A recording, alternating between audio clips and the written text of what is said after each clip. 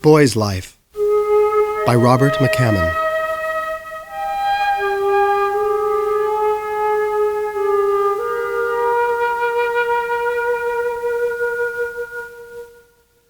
Cory, wake up, son, it's time.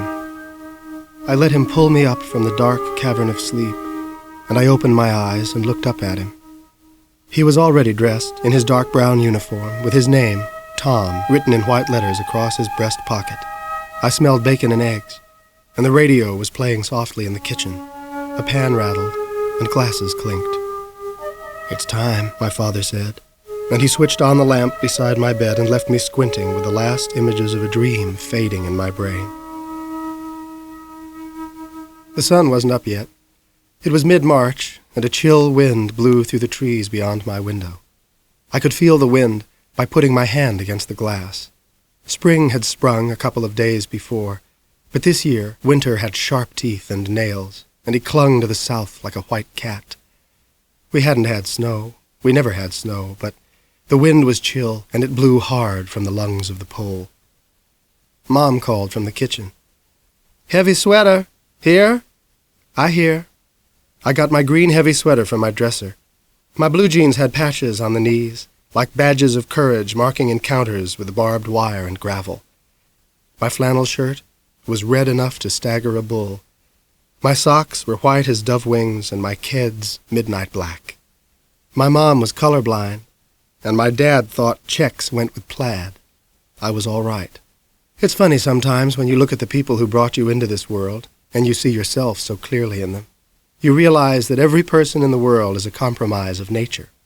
I had my mother's small-boned frame and her wavy dark brown hair, but my father had given me his blue eyes and his sharp-bridged nose.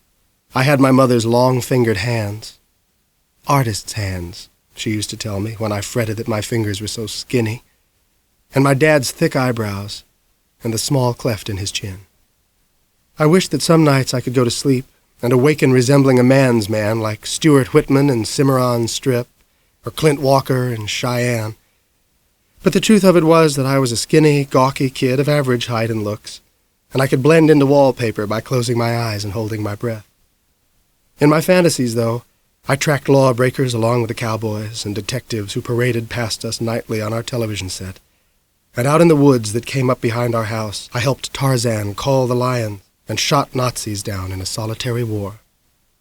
I had a small group of friends, guys like Johnny Wilson, Davy Ray Callan, and Ben Sears, but I wasn't what you might call popular. Sometimes I got nervous talking to people, and my tongue got tangled, so I stayed quiet. My friends and I were about the same in size, age, and temperament. We avoided what we could not fight, and we were all pitiful fighters. On that morning before the sun, as I sat eating my breakfast with my dad and Mom in our house on Hilltop Street, the year was 1964. There were great changes in the winds of earth, things of which I was unaware. All I knew at that moment was that I needed another glass of orange juice, and that I was going to help my dad on his route before he took me to school. So when breakfast was over and the dishes were cleared, after I had gone out into the cold to say good morning to Rebel and feed him his gravy train, Mom kissed both Dad and me. I put on my fleece-lined jacket and got my school books, and off we went in the coffee-old pickup truck. And there was Zephyr before us, the town, quiet in its dreaming, the moon a white sickle in the sky. A few lights were on, not many. It wasn't 5 o'clock yet. The traffic lights, all 4 of them at what might be called major intersections, blinked yellow in a steady accord. To the east, a stone bridge with brooding gargoyles crossed the wide hollow where the river ran. To the west, the highway wound into the wooded hills and on toward other towns. A railroad track cut across Zephyr to the north, right through the Bruton area, where all the black people lived. In the south was the public park, where a bandshell stood and a couple of baseball diamonds had been cut into the earth. Farther south, Route 10 left Zephyr's limits and wound like a black cottonmouth past swampy woods, a trailer park, and Saxon's Lake, which shelved into unknown depths. Dad turned us onto Merchant Street, and we drove through the center of Zephyr, where the stores were. There was Dollar's Barber Shop, the Stag Shop for men, the Zephyr Feeds and Hardware Store, the Piggly Wiggly Grocery, the Woolworth Store, the Lyric Theater, and other attractions along the sidewalked thoroughfare. Then Dad crossed the railroad track, drove another 2 miles, and turned into a gate that had a sign above it, Green Meadows Dairy. The milk trucks were at the loading dock, getting filled up. Sometimes when my father had an especially busy schedule, he asked me to help him with his deliveries. I liked the silence and stillness of the mornings. I liked the world before the sun. I liked finding out what different people ordered from the dairy. My dad went over a checklist with the foreman, a big crew-cut man named Mr. Bowers, and then Dad and I started loading our truck. Here came the bottles of milk, the cartons of fresh eggs, buckets of cottage cheese, and Green Meadows' special potato and bean salads. Everything was still cold from the ice room, and the milk bottles sparkled with frost under the loading dock's lights. Their paper caps bore the face of a smiling milkman, and the words, "Good for you." As we were working, Mr. Bowers came up and watched with his clipboard at his side and his pen behind his ear. "You think you'd like to be a milkman, Cory?" I said I might, and Mr. Bowers nodded. "The world'll always need milkmen. Isn't that right, Tom?" "Right as rain," Dad answered. This was an all-purpose phrase he used when he was only half listening. Then Dad climbed behind the big spoked wheel. I got into the seat next to him, and he turned the key, and the engine started, and we backed away from the loading dock with our creamy cargo. Ahead of us, the moon was sinking down, and the last of the stars hung on the lip of night. Then Dad asked me, "I guess we've never talked about what you want to do, have we?" "No, sir." "Well, I don't think you ought to be a milkman just 'cause that's what I do. See, I didn't start out to be a milkman. Granddaddy Jaybird wanted me to be a farmer like him. Grandmama Sarah wanted me to be a doctor. Can you imagine that?" He glanced at me and grinned. "Me, a doctor? Dr. Tom? No, sir, that wasn't for me." "What did you start out to be?" I asked. My dad was quiet for a while. He seemed to be thinking this question over in a deep place. It occurred to me that maybe no one had ever asked him this before. He gripped the spoked wheel with his grown-up hands and negotiated the road that unwound before us in the headlights, and then he said, "First man on Venus? Or rodeo rider? Or a man who can look at an empty space and see in his mind the house he wants to build there, right down to the last nail and shingle? Or a detective?" He made a little laughing noise in his throat. "But the dairy needed another milkman, so here I am." "Being a detective would be good. I'd get to solve mysteries and stuff like the Hardy Boys," I said. My dad agreed. "Yeah, that'd be good. You never know how things are going to turn out, though, and that's the truth. You aim for one place, sure as an arrow, but before you hit the mark, the wind gets you. I don't believe I ever met one person who became what they wanted to be when they were your age." He pointed. "Here's our first stop." That first house must have had children in it, because they got 2 quarts of chocolate milk to go along with their 2 quarts of plain milk. Then we were off again, driving through the streets where the only sounds were the wind and the barking of early dogs. And we stopped on Shantuck Street to deliver buttermilk and cottage cheese to somebody who must have liked things sour. Dad said he had some customers down south near Saxon's Lake, and then he'd swing back up so we could finish the rest of the street deliveries before my school bell rang. He drove us past the park and out of Zephyr, and the forest closed in on either side of the road. It was getting on towards 6 o'clock. To the east, over the hills of pine and kudzu, the sky was beginning to lighten. The wind shoved its way through the trees like the fist of a bully. My dad picked up the conversation again. "College. You ought to go to college, it seems to me." "Do detectives have to go to college?" "I reckon they do if they want to be professional about it. If I'd gone to college, I might have turned out to be that man who builds a house in empty space. You never know what's ahead for you. And that's the truth," he was about to say. But he never finished it, because we came around a wooded bend, and a brown car jumped out of the forest right in front of us, and Dad yelped like he was hornet-stung as his foot punched the brake. The brown car went past us as Dad whipped the wheel to the left, and I saw that car go off Route 10 and down the embankment on my right. Its lights weren't on, but there was somebody sitting behind the wheel. The car's tires tore through the underbrush, and then it went over a little cliff of red rock and down into the dark. Water splashed up, and I realized the car had just plunged into Saxon's Lake. "He went into the water," I shouted. Dad stopped the milk truck, pulled up the handbrake, and jumped out into the roadside weeds. As I climbed out, Dad was already running toward the lake. The wind whipped and whirled around us, and Dad stood there on the red rock cliff. By the faint, pinkish light, we could see the car wallowing in the water, huge bubbles bursting around its trunk.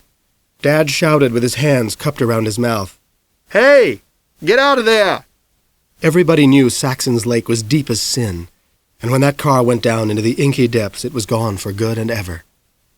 "Hey, get out!" Dad shouted again. But whoever was behind the wheel didn't answer. Dad shot me a frantic look as he took off his shoes. "I think he's been knocked cold." The car was starting to turn onto its passenger side, and there was an awful howling sound coming from it that must have been the rush of water pouring into the car. Dad said, "Stand back." I did, and he leaped into the lake. He was a strong swimmer. He reached the car in a few powerful strokes, and he saw the driver's window was open. "Get out!" he hollered. But the driver just sat there. Dad clung to the door, reached in, and grabbed the driver's shoulder. It was a man, and he wore no shirt. The flesh was white and cold, and my dad felt his own skin crawl. The man's head lolled back, his mouth open. He had short-cropped, blonde hair, his eyes sealed shut with black bruises, his face swollen and malformed from the pressures of a savage beating. Around his throat was knotted a copper piano wire, the thin metal pulling so tightly that the flesh had split open. "Oh, Jesus," my dad whispered, treading water. The car lurched and hissed. The head lolled forward over the chest again, as if in an attitude of prayer. Water was rising up over the driver's bare knees. My dad realized the driver was naked, not a stitch on him. Something glinted on the steering wheel, and he saw handcuffs that secured the man's right wrist to the inner spoke. My dad had lived 34 years. He'd seen dead men before, but this one was different. This one was the face of murder. The car was going down. As its hood sank, its tail fins started rising. The body behind the wheel shifted again, and my father saw something on the man's shoulder. A blue patch, there against the white. Not a bruise, no. A tattoo. It was a skull, with wings swept back from the bony temples. A great burst of bubbles blew out of the car as more water rushed in. The lake would not be denied. It was going to claim its toy and tuck it away in a secret drawer. As the car began to slide down into the murk, the suction grabbed my father's legs and pulled him under, and standing on the red rock cliff, I saw his head disappear, and I shouted, "Dad!" as panic seized my guts. Underwater, he fought the lake's muscles. The car fell away beneath him, and as his legs thrashed for a hold in the liquid tomb, more bubbles rushed up and broke him loose, and he climbed up their silver staircase toward the attic of air. I saw his head break the surface. "Dad! Come on back, Dad!" "I'm all right. I'm coming in." Dad's voice was shaky. He began dog-paddling toward the shore, his body suddenly as weak as a squeezed-out rag. The lake continued to erupt where the car disturbed its innards, like something bad being digested. Dad couldn't get up the red rock cliff, so he swam to a place where he could clamber up on kudzu vines and stones. A turtle the size of a dinner plate skittered past him and submerged with a perplexed snort. I glanced back toward the milk truck. I don't know why, but I did. And I saw a figure standing in the woods across the road. Just standing there, wearing a long, dark coat. Its folds moved with the wind. Maybe I'd felt the eyes of whoever was watching me as I'd watched my father swim to the sinking car. I shivered a little, bone cold, and then I blinked a couple of times, and where the figure had been was just windswept woods again. My dad called out, "Cory, give me a hand up, son." I went down to the muddy shore and gave him as much help as a cold, scared child could. Then his feet found solid earth, and he pushed the wet hair back from his forehead. His voice was urgent. "Gotta get to a phone. There was a man in that car. went straight down to the bottom. I pointed toward the woods on the other side of Route 10. I saw somebody was... "Come on, let's go!" My father was already crossing the road with his sturdy, soggy legs, his shoes in his hand. I jump-started my own legs and followed him as close as a shadow, and my gaze returned to where I'd seen that figure. But nobody was there. Nobody. Nobody at all. Dad started the milk truck's engine and switched on the heater. His teeth were chattering, and in the gray twilight his face looked as pale as candle wax. "Damnedest thing," he said, and this shocked me because he never cursed in front of me. Handcuffed to the wheel he was. Handcuffed. My God, that fellow's face was all beat up. He turned the heater up, and then he drove south toward the nearest house. Dad used the phone there while I waited in the truck. Then we drove back to where the car had gone in. Saxon's Lake was streaked with blue and purple in the morning light. Dad pulled the milk truck off onto a dirt road. The road, both of us realized, was where the car had come from. We sat and waited for the sheriff as the sunlight strengthened and the sky turned azure. I was about to open my mouth to tell Dad about the figure I'd seen in the woods, when a black and white Ford with a bubble light on top and the town seal of Zephyr on the driver's door rounded the corner and slowed to a stop near the milk truck. Sheriff Amory, whose first name was J.T., standing for Junior Talmadge, got out, and Dad walked over to meet him. Sheriff Amory was a thin, tall man, whose long-jawed face made me think of a picture I'd seen. Ichabod Crane trying to outrace the headless horseman. He had big hands and feet, and a pair of ears that might have shamed Dumbo. If his nose had been any larger, he would have made a dandy weather vane. He wore his sheriff's star pinned to the front of his hat, and underneath it, his dome was almost bald, except for a wreath of dark brown hair. He pushed his hat back up on his shiny forehead as he and my dad talked at the lake's edge. I watched my father's hand motions as he showed Sheriff Amory where the car had come from and where it had gone. Then they both looked out toward the lake's still surface, and I knew what they were thinking. That car might have sunken to the center of the earth. Even the snapping turtles that lived along the lake shore couldn't get far enough down to ever see that car again. Whoever the driver had been, he was sitting in the dark right now, with mud in his teeth. I heard Sheriff Amory's quiet voice. "Handcuffed. That was so he wouldn't float out, I reckon." He tapped his lower lip with a forefinger. "Well, I believe we got a murder on our hands, don't you?" Dad nodded grimly. "If it wasn't, I don't know what murder is." As they talked, I got out of the milk truck and wandered over to where I thought I'd seen that person watching me. I walked back and forth along the line of trees.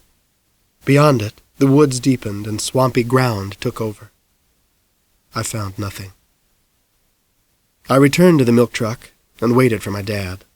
The sun was up, good and proper now, lighting the world. I realized I had brought mud back into the milk truck. It was smeared all over my keds. I looked at the soles and the earth I had collected. On the bottom of my left ked was a small, green feather. The green feather went into my pocket. From there it found its way into a White Owl cigar box in my room, along with my collection of old keys and dried-up insects. I closed the box lid, placed the box in a drawer, and slid the drawer shut. The more I thought about seeing that figure at the edge of the woods, the more I thought I'd been wrong, that my eyes had been scared from seeing Dad sink under water as the car went down. Several times I started to tell Dad about it, but something else got in the way. Mom threw a gut-busting fit when she found out he jumped into the lake. She was so mad at him she sobbed as she yelled, "You could have drowned. You could have hit your head on a rock and drowned. That lake's full of cottonmouths. You could have swum right into a nest of them." Worrying was my mother's way. To my mother, the world was a vast quilt whose stitches were always coming undone. Her worrying somehow worked like a needle, tightening those dangerous seams. If she could imagine events through to their worst tragedy, then she seemed to have some kind of control over them. My father could throw up a fistful of dice to make a decision, but my mother had an agony for every hour. I guess they balanced. as two people who love each other should. Anyway, I went to school that day, and at the first opportunity told Davy Ray Callan, Johnny Wilson, and Ben Sears what had happened. By the time the school bell rang and I walked home, the news was moving across Zephyr like a crackling wildfire. Murder was the word of the hour. My parents were fighting off the phone calls. Everybody wanted to know the grisly details. I went outside to ride my rusted old bike and lead Rebel for a chase in the woods. And it came to me that maybe one of those people who called already knew the details. Maybe one of them was just trying to find out if he'd been seen, or what Sheriff Amory knew. The days passed, warming into the heart of spring. Sheriff Amory found no one missing from Zephyr, or from any of the surrounding communities. A front-page article in the weekly Adams Valley Journal brought forth no new information. Sheriff Amory and two of his deputies, some of the firemen, and a half-dozen volunteers got out on the lake in rowboats and dragged nets back and forth, but they only came up with an angry catch of snapping turtles and cottonmouths. Saxon's Lake used to be Saxon's Quarry back in the 20s, before the steam shovels had broken into an underground river that would not be capped or shunted aside. Estimates of its depth ranged from 300 to 500 feet. There wasn't a net on earth that could scoop that sunken car back to the surface. The sheriff came by one evening for a talk with Dad and Mom, and they let me sit in on it. The sheriff rested his hat on his lap, and his nose threw a shadow. "Whoever did it must have backed that car onto the dirt road facing the lake. We found the tire marks, but the footprints were all scuffed over. The killer must have had something wedged against the gas pedal. Just before you rounded the bend, he released the handbrake, slammed the door, and jumped back, and the car took off across Route 10. Whoever it was must know these parts, 'cause they had to know how deep that lake is. Except they didn't know you were going to be there, of course. If you hadn't been there, the car would have gone into the lake, sunk, and nobody would ever known it happened. That's the best I can come up with." "So where does that leave us?" The sheriff pondered my dad's question. He spread his big hands out and looked at his fingers. "Tom, we have a real strange situation here. We got tire marks, but no car. You say you saw a dead man handcuffed to the wheel and a wire around his throat, but we don't have a body, and we're not likely to recover one. Nobody's missing from town, nobody's missing in the whole area, and I can't find anybody who's seen a fellow with a tattoo like the one you described." Sheriff Amory looked at me, then my mother, and then back to my dad with his coal black eyes. "You know that riddle, Tom, the one about a tree falling in the woods, and if there's nobody around to hear it, does it make a noise? Well, if there's no body, and then no one's missing anywhere that I can tell, was there a murder or not? I know what I saw. Are you doubting my word, J.T.? No, I didn't say that. I'm only saying I can't do anything more till we get a murder victim. I need a name, Tom. I need a face. Without identification, I don't even know where to start." My dad frowned. "So in the meantime, somebody who killed another man is walking around as free as you please and doesn't have to be scared of getting caught any time soon. Is that it?" "Yep. That about sums it up." Of course, Sheriff Amory promised he'd keep working on it, and that he'd call around the state for information on missing persons. Sooner or later, he said, somebody would have to ask after the man who had gone down in the lake. When the sheriff had gone, my father went out to sit on the front porch by himself, with the light off, and he sat there alone, past the time Mom told me to get ready for bed. That was the night my father's cry awakened me in the dark. I sat up in bed. My nerves jangled. I could hear Mom talking to Dad through the wall. "It's all right. It was a bad dream, just a bad dream. Everything's all right." Dad was quiet for a long time. I heard water running in the bathroom, then the squeak of their bed springs, and Mom's voice again. "You won't tell me about it?" Dad sighed. I could imagine him there in the darkened bedroom, his hands pressed to his face. Then I heard his voice. "I had another nightmare about that man in the car." I figured so. I was looking at him in that car, with his face all beat to a pulp and his throat strangled with a wire. I saw the handcuff on his wrist and the tattoo on his shoulder. The car was going down, and then his eyes opened. I shivered. I could see it myself, and my father's voice was almost a gasp. He looked at me, right at me. Water poured out of his eye holes. He opened his mouth, and his tongue was as black as a snake's head. And then he said, "Come with me. Come with me down in the dark." The car started sinking faster and faster, and I tried to break loose, but he wouldn't let me go, and he said, come with me down in the dark." And then the lake closed over my head, and I couldn't get away from it, and I opened my mouth to scream, but the water filled it up. Oh, Jesus, Rebecca. Oh, Jesus. It wasn't real. Listen to me. It was only a bad dream, and everything's all right now. No, it's not. And this is the worst thing. Rebecca, this is what's grinding inside of me. Whoever did it had to be a local. Had to be. Whoever did it knew how deep the lake is. He knew when that car went in there, the body was gone. Rebecca, whoever did this thing might be somebody who sits in our pew at church, somebody we buy groceries or clothes from, somebody we've known all our lives or thought we knew. That scares me like I've never been scared before. You know why? Dad was silent for a moment, and I could imagine the way the pulse throbbed at his temple. Because if it's not safe here, it's not safe anywhere in this world. I was glad I wasn't in that room, and that I couldn't see his face. This thing had hurt my father, in a place deeper than the bottom of Saxon's Lake. I think my father had always believed all people were good, even in their secret souls. This thing had cracked his foundations, and it occurred to me that the murderer had handcuffed my father to that awful moment in time, just as the victim had been handcuffed to the wheel. I closed my eyes and prayed for Dad, that he could find his way out of the dark. March went out like a lamb, but the murderer's work was unfinished. Things settled down, as things will. April brought rain, and more rain.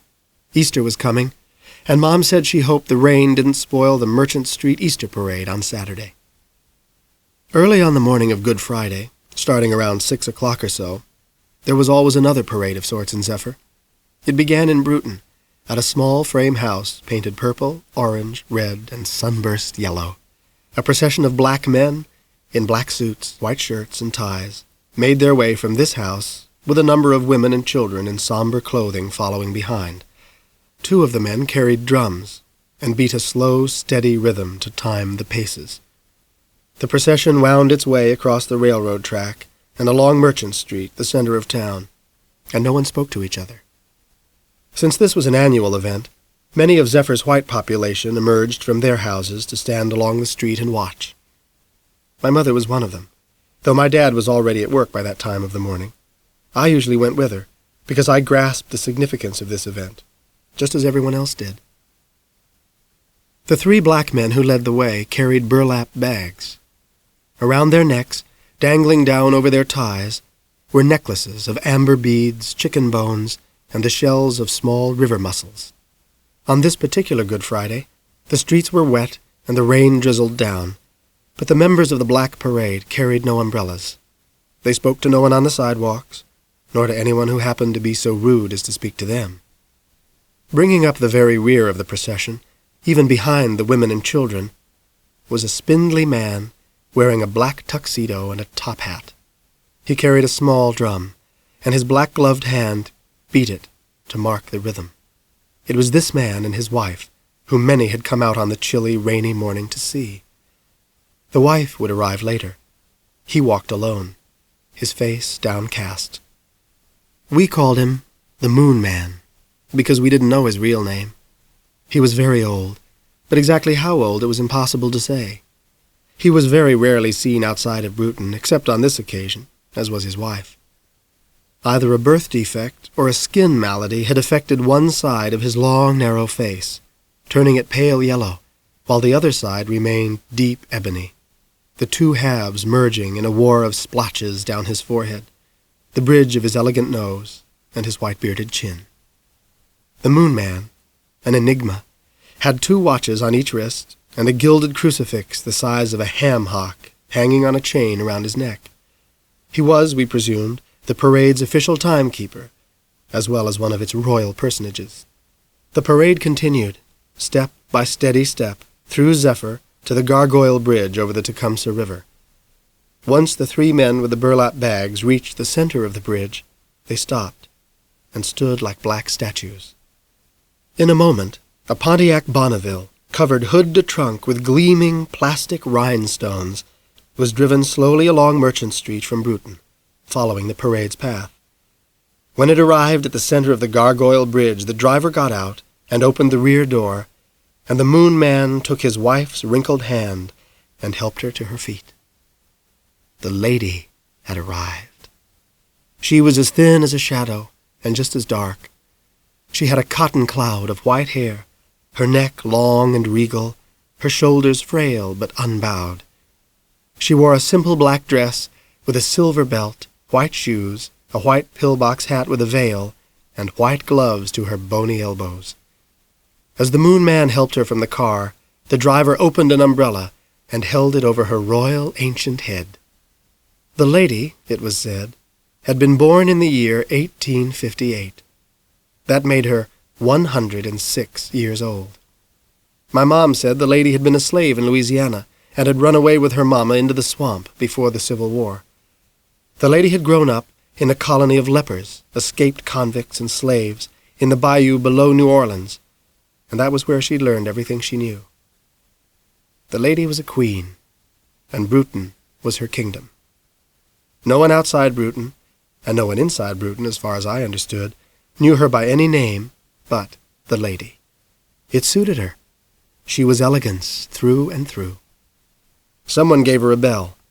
She stood looking down at the sluggish brown river, and she began to slowly swing the bell back and forth. I knew what she was doing. My mom did too. Everyone who watched did. The lady was calling the river's monster up from its mansion of mud. I had never seen the beast that was called Old Moses. One night, when I was 9 years of age, I did think I heard Old Moses calling after a heavy rain, when the air itself was as thick as water.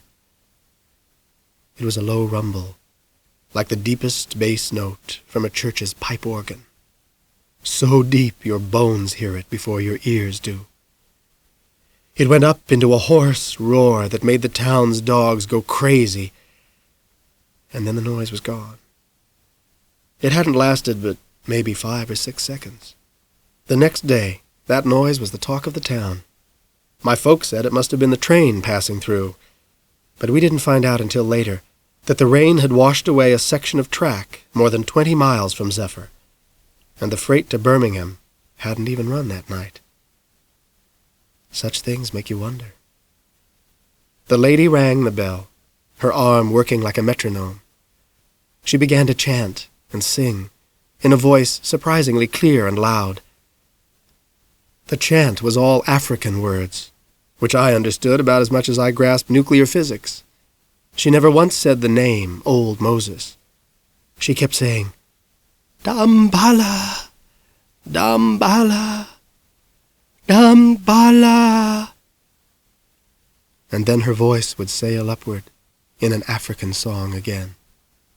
At last, she ceased ringing the bell, and she lowered it to her side. Then she stepped back, and the 3 men with the burlap bags stood at the edge of the gargoyle bridge. They opened the bags and brought out objects wrapped up in butcher's paper and tape. They began to unwrap the gory feast, and as they did, they threw the steaks, briskets, and beef ribs down into the swirling brown water. A whole plucked chicken went into the river too, along with chicken intestines poured from a plastic jar. The last thing in was a beef heart bigger than a wrestler's fist. It splashed like a red stone, and then the 3 men folded up their burlap bags, and the lady stepped forward again, watching her footing on the blood that dripped onto the pavement. It occurred to me that an awful lot of Sunday dinners had just gone into the drink. Dambala, Dambala, Dambala, the lady chanted once more. She stood there for maybe 4 or 5 minutes, motionless as she watched the river move beneath the bridge. Then she breathed a long sigh, and I saw her face beneath the veil as she turned toward her rhinestone Pontiac again. She was frowning, whatever she had seen or had not seen. She wasn't too happy about it. She got into the car. The Moon Man climbed in after her. The driver closed the door and slid behind the wheel. The procession began to go back the route it had come. Usually by this time there was a lot of laughing and talking, and people would stop to speak to the white faces along the way. On this particular Good Friday, however, the lady's somber mood had carried, and no one seemed to feel much like laughing. I knew exactly what the ritual was all about. Everybody in town did. The lady was feeding old Moses his annual banquet. When this had started, I didn't know. It had been going on long before I was born. You might think, as Reverend Blessed at the Freedom Baptist Church did, that it was pagan and of the devil, and should be outlawed by the mayor and town council. But enough white people believed in old Moses to override the preacher's objections. It was like carrying a rabbit's foot, or throwing salt over your shoulder if you happened to spill any. These things were part of the grain and texture of life, and better do them than not, just in case God's ways were more mysterious than we Christians could grasp. On the following day the rain fell harder, and thunderclouds rolled over Zephyr. The Merchant Street Easter Parade was canceled, much to the dismay of the Arts Council and the Commerce Club. Easter morning arrived, cloaked in gloom. As we did every Easter, we crowded into the pickup truck and drove to the Zephyr First Methodist Church to hear about the empty tomb. The white church on Cedarvine Street, between Bonner and Shantic, was filling up by the time we parked. We walked through the sloppy mist toward the light that streamed through the church's stained-glass windows, all the polish getting soaked off our shoes. People were shedding their raincoats and closing their umbrellas at the front door, beneath the overhanging eaves. "Come in, handsome. Come in, flowers. Watch your step there, Noodles. Good Easter morning to you, sunshine." That was Dr. Lysander, who served as the church's greeter. He had never missed a Sunday, as far as I knew. Dr. Franz Lysander was the veterinarian in Zephyr, and it was he who had cured Rebel of the worms last year. He was a Dutchman, and though he still had a heavy accent, he and his wife Veronica, Dad had told me, had come from Holland long before I was born. He was in his mid-50s, stood about 5'8", was broad-shouldered and bald-headed, and had a neatly trimmed gray beard. He wore natty three-piece suits, always with a bow tie and a lapel carnation, and he made up names for people as they entered the church. "Good morning, peach pie," he said to my smiling mother. Then to my father, with a knuckle-popping handshake, "Raining hard enough for you, Thunderbird?"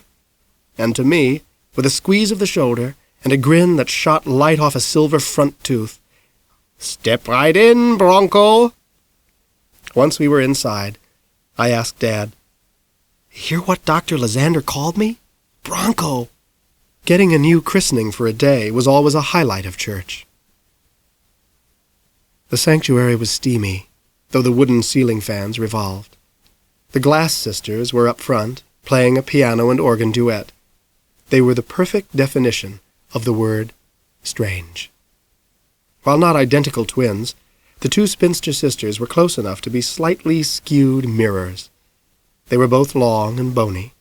Sonia, with piled-high whitish-blonde hair, and Katharina, with piled-high blondish-white hair. They both wore thick, black-framed glasses. Sonia played the piano, and not the organ, while Katharina did vice versa. Depending on who you asked, the Glass Sisters, who seemed to always be nagging each other but lived together on Shantic Street in a house that looked like gingerbread, were either 58, 62, or 65. The strangeness was completed by their wardrobes. Sonia wore only blue in all its varying shades, while Katharina was a slave to green, which brought about the inevitable. Sonia was referred to by us kids as Miss Blue Glass, And Katharina was called. You guessed it. But, strange or not, they sure could play up a storm. The pews were packed almost solid. The place looked and felt like a hothouse where exotic hats had bloomed. Because of the rain, the windows were shut tight, and the air was really getting muggy. The choir filed in, wearing their purple robes. Before the first song was finished, I was sweating under my shirt. We stood up, sang a hymn, and sat down. Plump, round-faced Reverend Richmond Lavoie stepped behind the pulpit and began to talk about what a glorious day it was, with Jesus risen from the dead and all. As Reverend Lavoie spoke, his voice competed with the thunder of heaven. He asked everyone to pray. I lowered my head and squeezed my eyes shut. After the prayer was over, we sang another hymn. Announcements were made, and visitors welcomed. The offering plate was passed around. I put in the $1 Dad had given me for this purpose. The choir sang, with the glasses playing piano and organ. Then Reverend Lavoie stood up again to deliver his Easter sermon. And that was when Fire Chief Jack Marchette, who was also head of civil defense, burst into the church and ran down the center aisle to the pulpit. The Reverend looked stunned as Chief Marchette approached. "Reverend, I'm terribly sorry to interrupt, but we've got an emergency." "Chief Marchette, what?" "The dam's burst at Lake Holman. We're calling everybody together at the courthouse, now." People began to move quick. Reverend Lavoie made reassuring noises as his flock headed out the door, but I sensed a rising tension.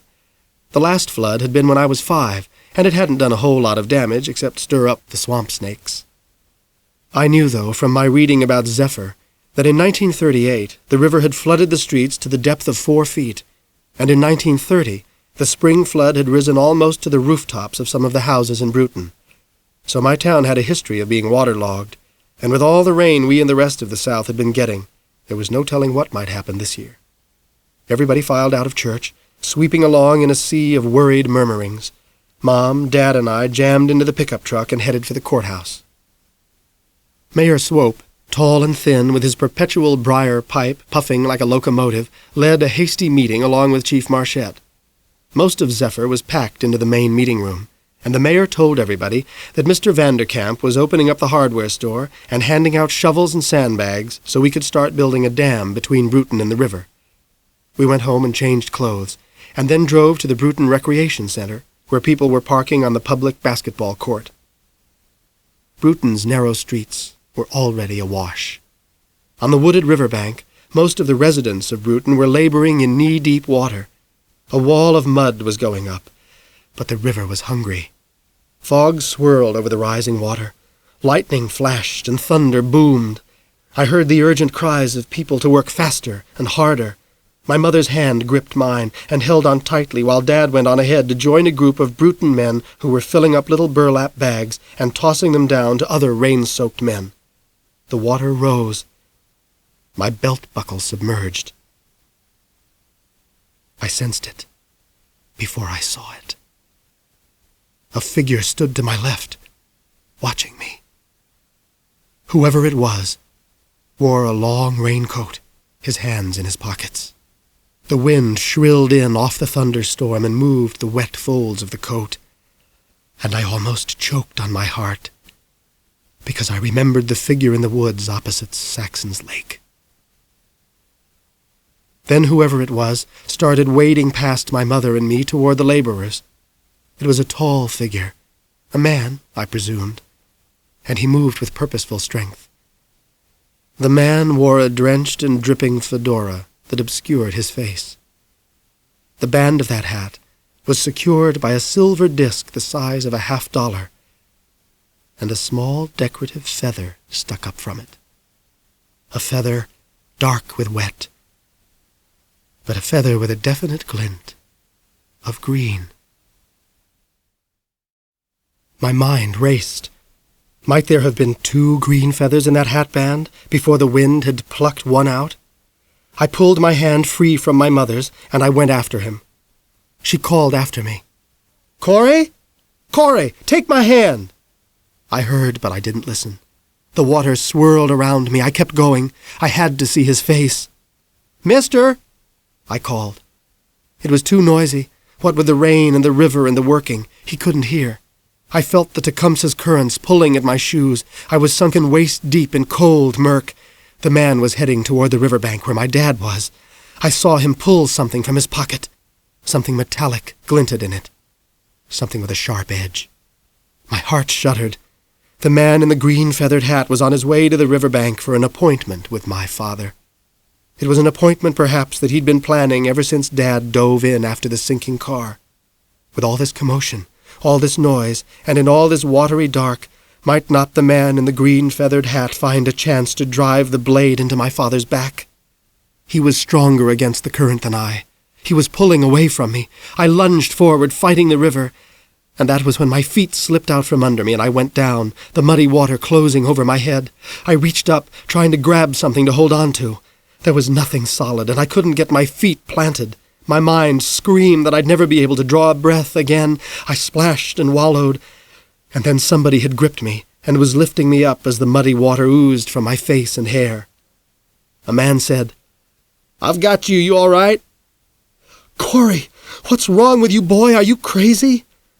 That was my mother's voice, rising to new heights of terror. "I believe he stepped in a hole, Rebecca." The man set me down. I was still standing waist-deep in water, but at least my feet were touching earth. I wiped clots of mud from my eyes and looked up at Dr. Curtis Parrish, a heavy-set man, about 48 or 49 years old, with the same hands that had scooped me up from the hole at my feet. Dr. Parrish had delivered me from my mother's womb. He wore a gray raincoat and a rain hat. The hat had no band. Therefore it had no silver disc and no green feather.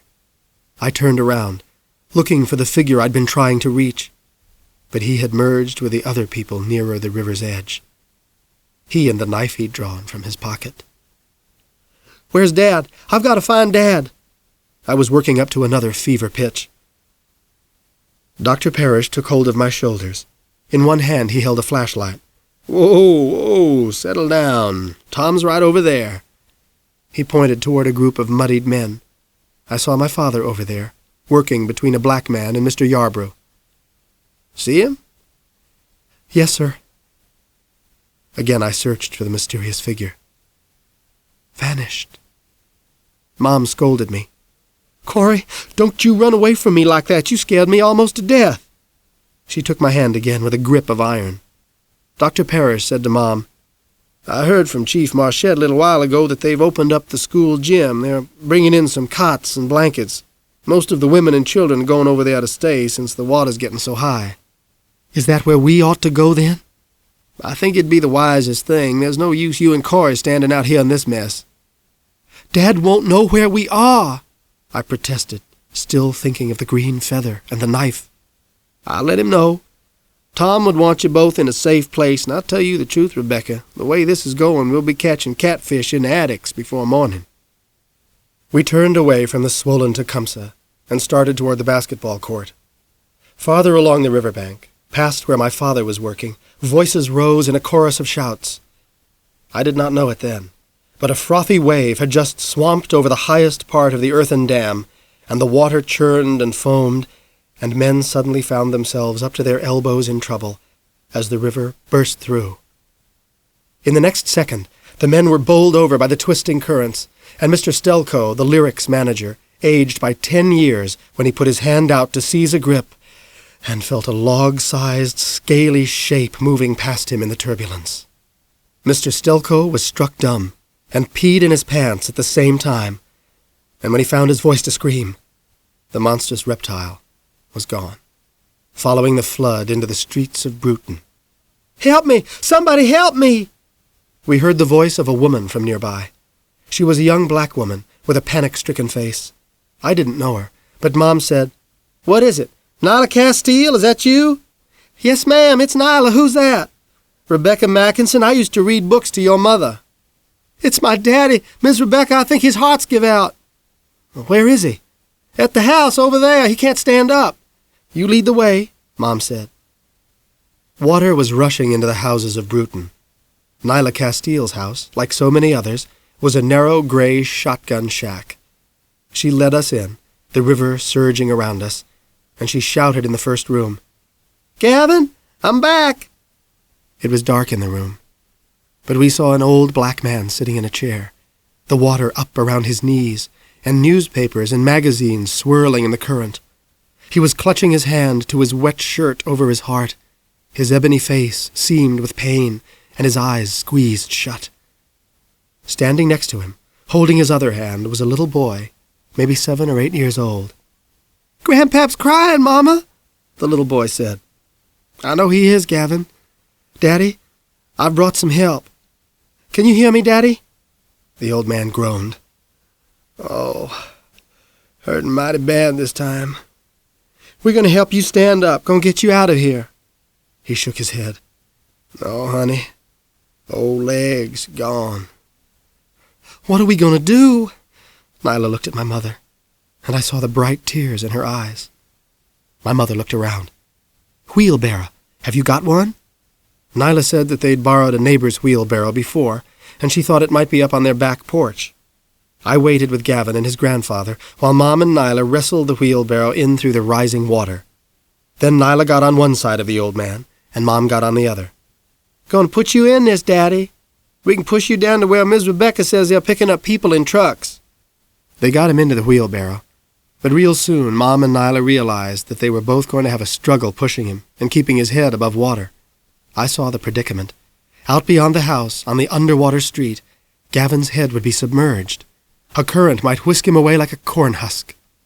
Who was going to hold him up? Mom made a decision. "We'll have to come back for the boys. Cory, you and Gavin stand up on that table."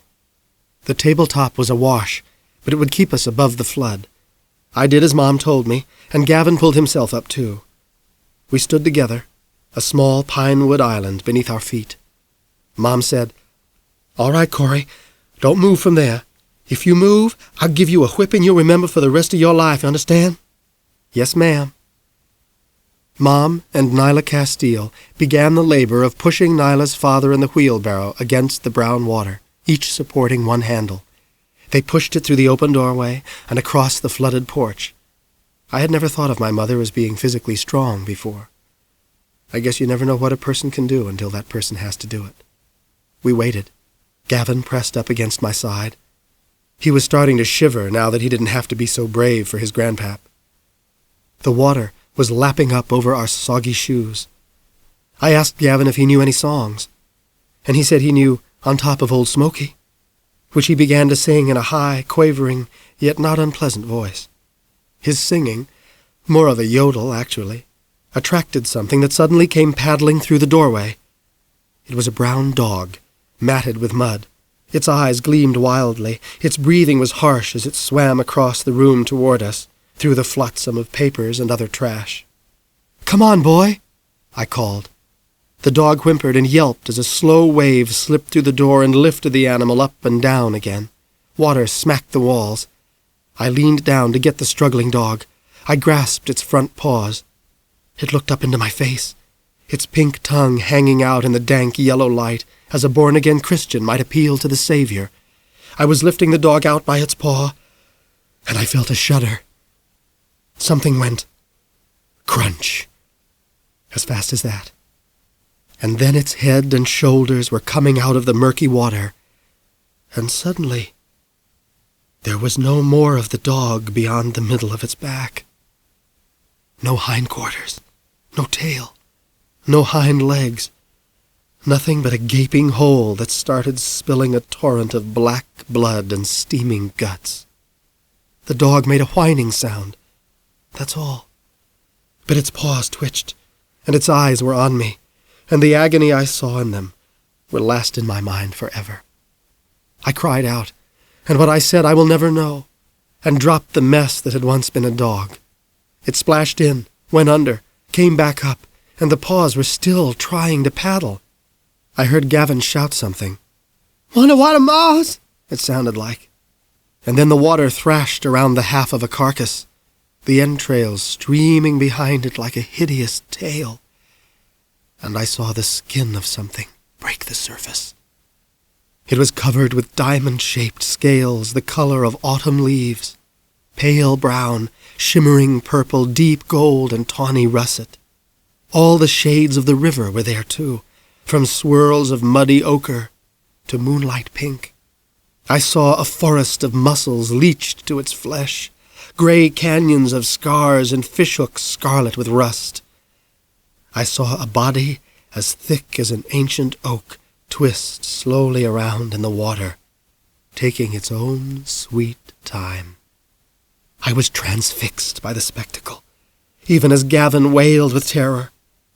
I knew what I was looking at, and though my heart pounded, and I could hardly draw a breath, I thought it was as beautiful as anything in God's creation. But beautiful or not, old Moses had just torn a dog in half. He was still hungry. This happened so fast, my mind hardly had time to see it. A pair of jaws opened, fangs glistened, and an old boot was in there, impaled on one of them, along with a flopping silver fish. The jaws sucked the remaining half of the dog's carcass in with a snarling rush of water, and then closed delicately, as one might savor a lemon-head candy at the Lyric Theater. I caught a quick glimpse of a narrow, pale green cat's eye, the size of a baseball, shielded with a gelatinous film. Then Gavin fell back off the table into the water. I jumped off the table to where Gavin had gone in.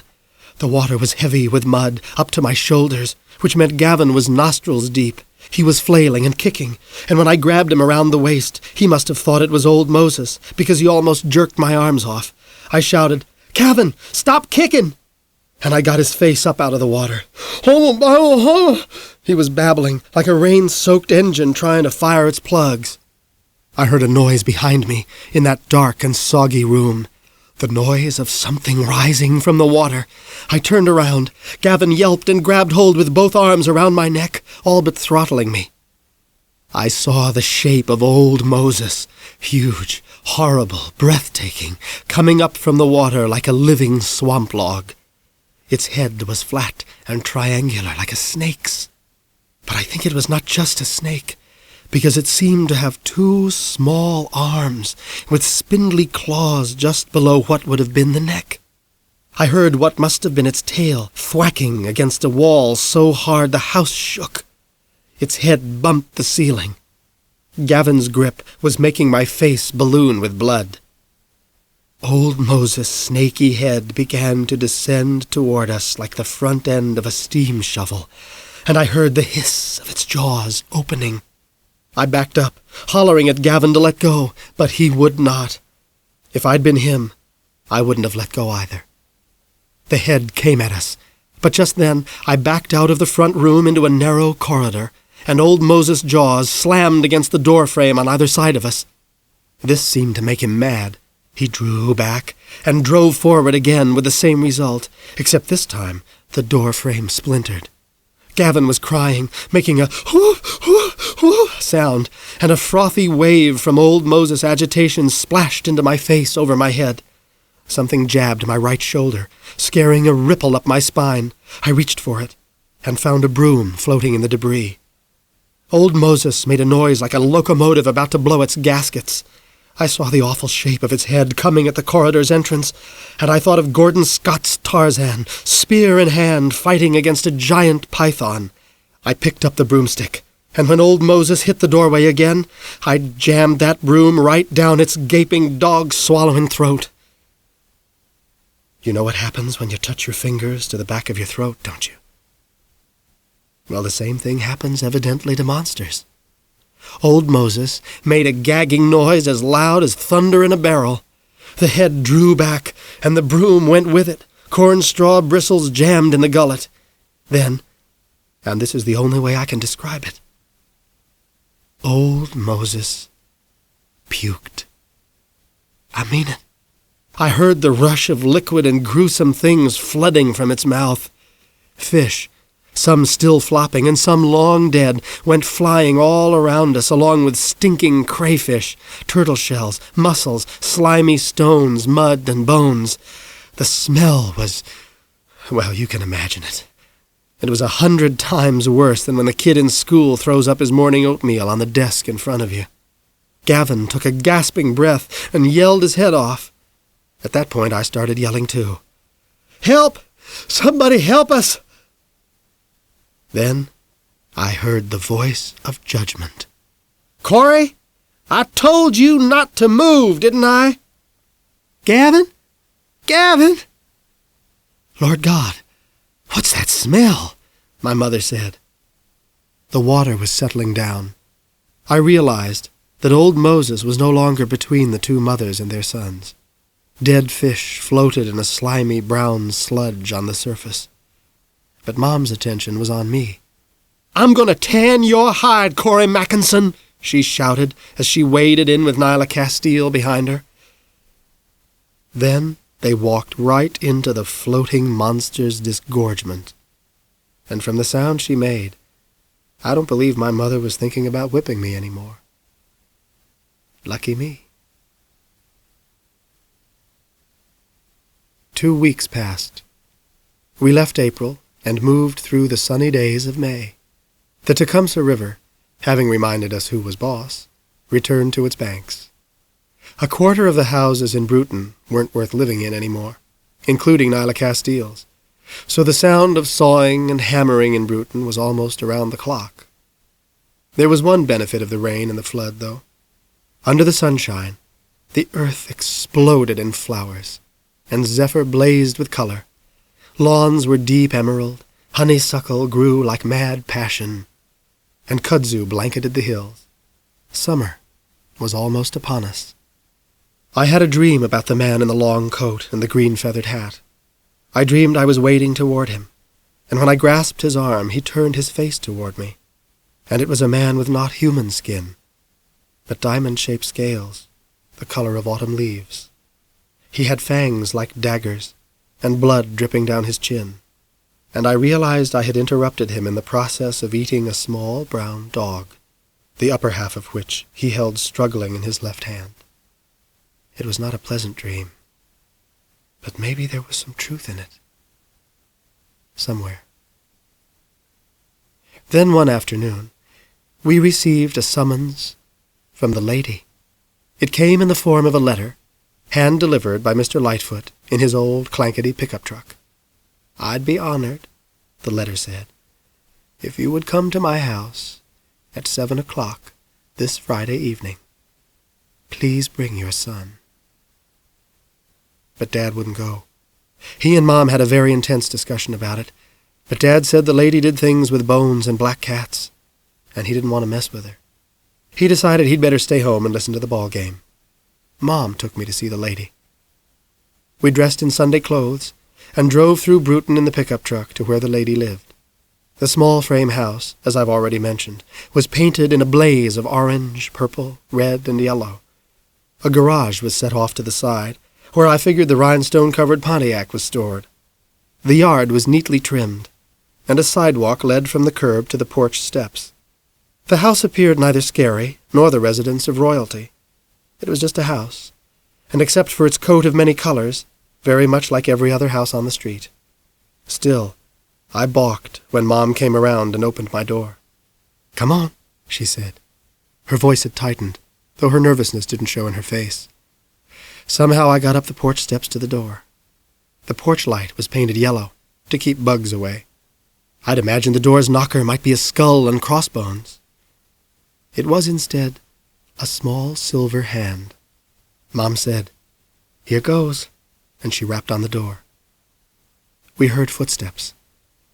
It occurred to me that our time to flee was running out. Mom put her arm around me, and I thought I could feel her pulse beating. Then the door's knob turned. The door opened, and the Moon Man stood in the doorway. "Come right in, Miss Mackenson." He smiled. Seeing him so close caused a start for my mother and me. The Moon Man wore a light blue shirt with the sleeves rolled up, a pair of black trousers, and suspenders. Tonight, he had only one wristwatch on, and the white rim of a T-shirt showed instead of his chain a huge gilded crucifix. He wasn't wearing his top hat. The splotchy division of pale yellow and ebony flesh continued up his high forehead and ended in a cap of white wool. The white beard on his chin was pointed and curled slightly upward. His dark, wrinkle-edged eyes rested on first my mother, and then me. He lifted a thin finger and motioned us into the hallway. It was time to meet the lady. "She's not been feeling well," the Moon Man told us. "Dr. Paris been loading her up with vitamins." "It's not anything serious, is it?" Mom asked. "The rain got in her lungs. She doesn't get along so good in damp weather, but she's doing better now that the sun's been out." We came to a door. The Moon Man opened it, his shoulders frail and stooped. I smelled musty violets. He spoke softly. "Your callers are here." Sheets rustled within the room. "Please, send them in," said the shaky voice of an old woman. My mother took a breath and walked into the room. I had to follow, because she gripped my hand. The Moon Man stayed outside. After we walked past him, he gently closed the door, and there she was. She lay in a bed with a white metal frame, her back supported by a brocaded pillow, and the top sheet pulled over her chest. The walls of her bedroom were painted with green fronds and foliage, and but for the polite drone of a box fan, we might have been standing in an equatorial jungle. An electric lamp burned on the bedside table, where magazines and books were stacked, and within her reach was a pair of wire-rimmed glasses. The lady just stared at us for a moment, and we at her. She was almost bluish-black against the white bed, and not an inch of her face looked unwrinkled. She reminded me of one of those apple dolls whose faces shrivel up in the hard noonday sun. I had seen handfuls of fresh snow scraped off the ice-house's pipes. The lady's soft cloud of hair was whiter. She was wearing a blue gown, the straps up around her bony shoulders, and her collarbone jutted in such clear relief against her skin that it appeared painful. So too did her cheekbones. They seemed sharp enough to slice a peach. To tell the truth, though, except for one feature, the lady wouldn't have looked like much but an ancient, reed-thin black woman, whose head trembled with a little palsy. But her eyes were green. I don't mean any old green.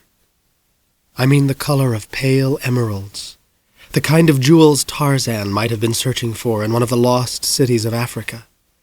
They were luminous, full of trapped and burning light, and looking into them, you felt as if your secret self might be jimmied open like a sardine can, and something stolen from you. And you might not even mind it either. You might want it to be so. I had never seen eyes like that before, and I never have since. They scared me, but I could not turn away, because their beauty was like that of a fierce, wild animal who must be carefully watched at all times. The lady blinked, and a smile winnowed up over her wrinkled mouth. If she didn't have her own teeth, they were good fakes. "Don't you both look nice?" she said in her palsied voice. "Thank you, ma'am," Mom managed to answer.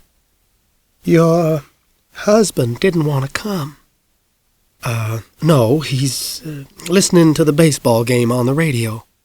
"Was that his excuse, Miss Mackenson?" She lifted her white eyebrows. I don't know what you mean." "Some people are scared of me. Can you beat that? Scared of an old woman in her 106th year. And me laying here can't even keep no supper down.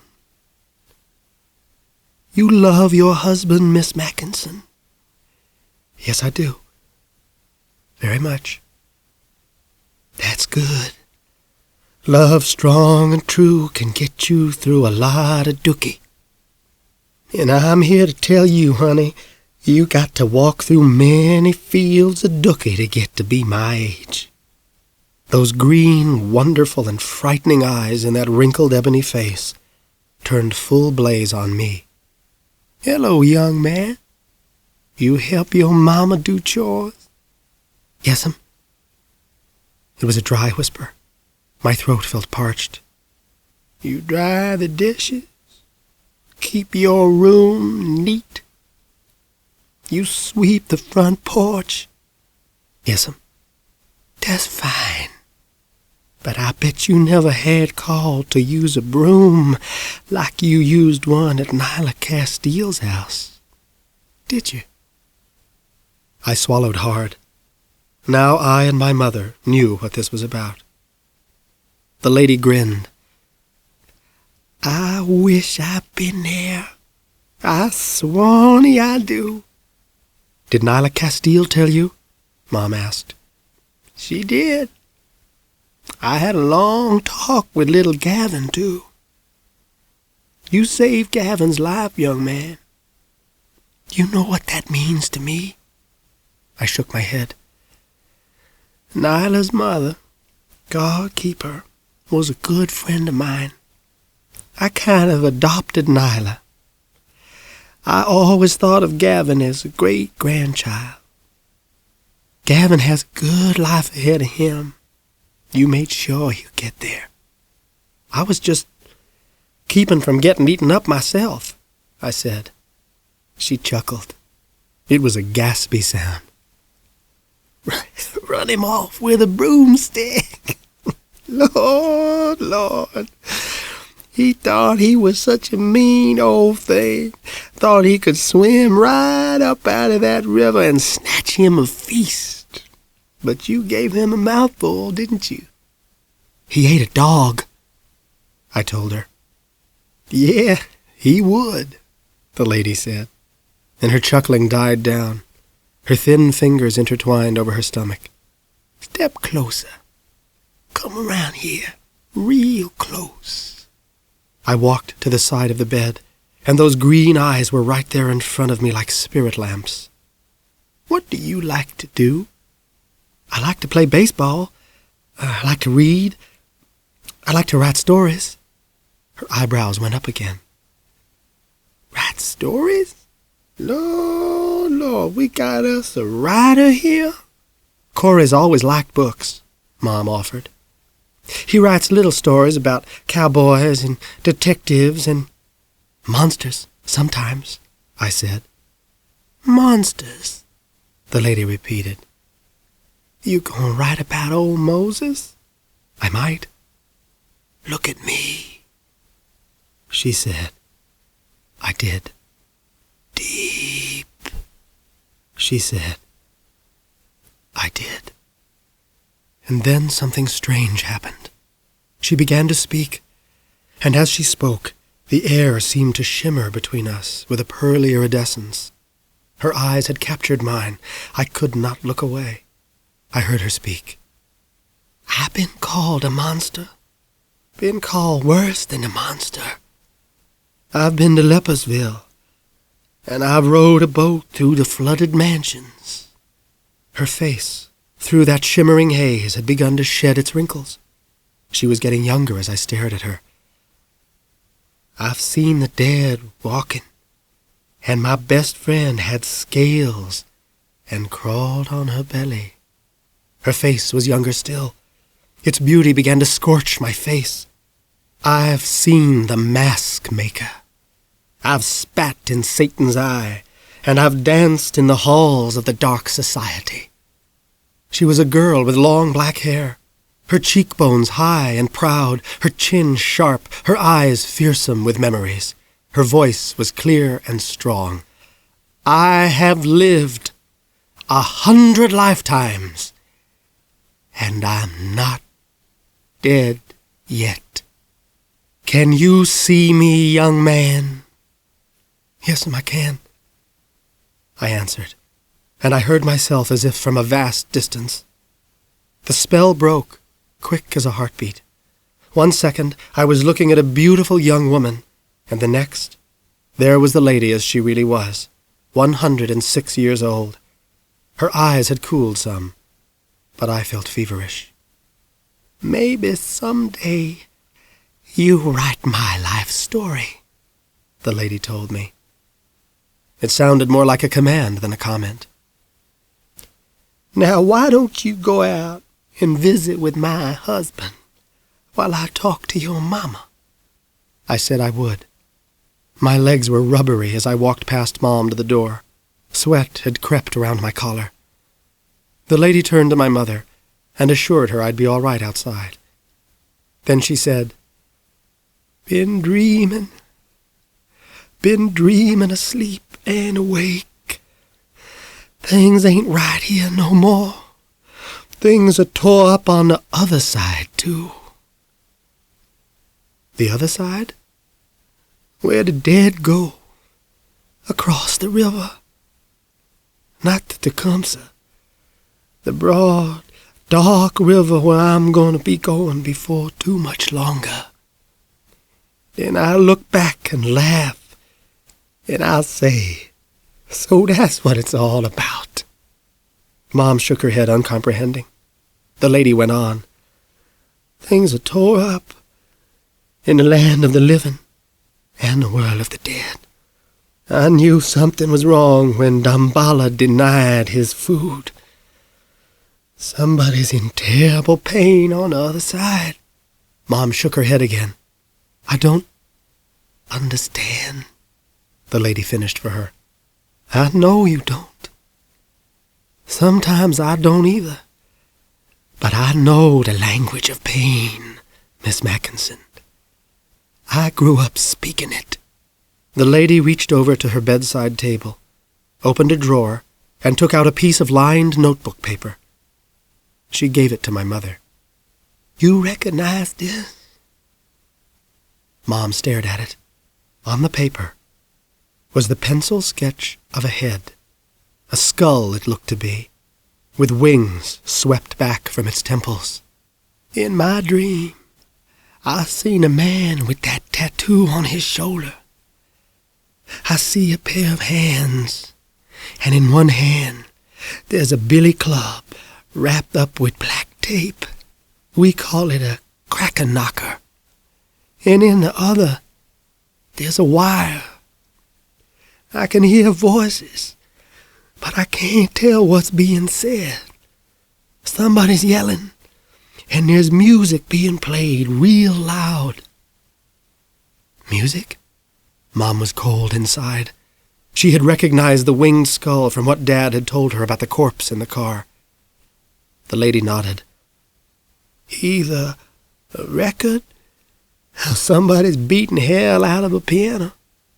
Your husband was the one who saw the dead man go down in Saxon's Lake, ain't that right? Yes. Might this have anything to do with it?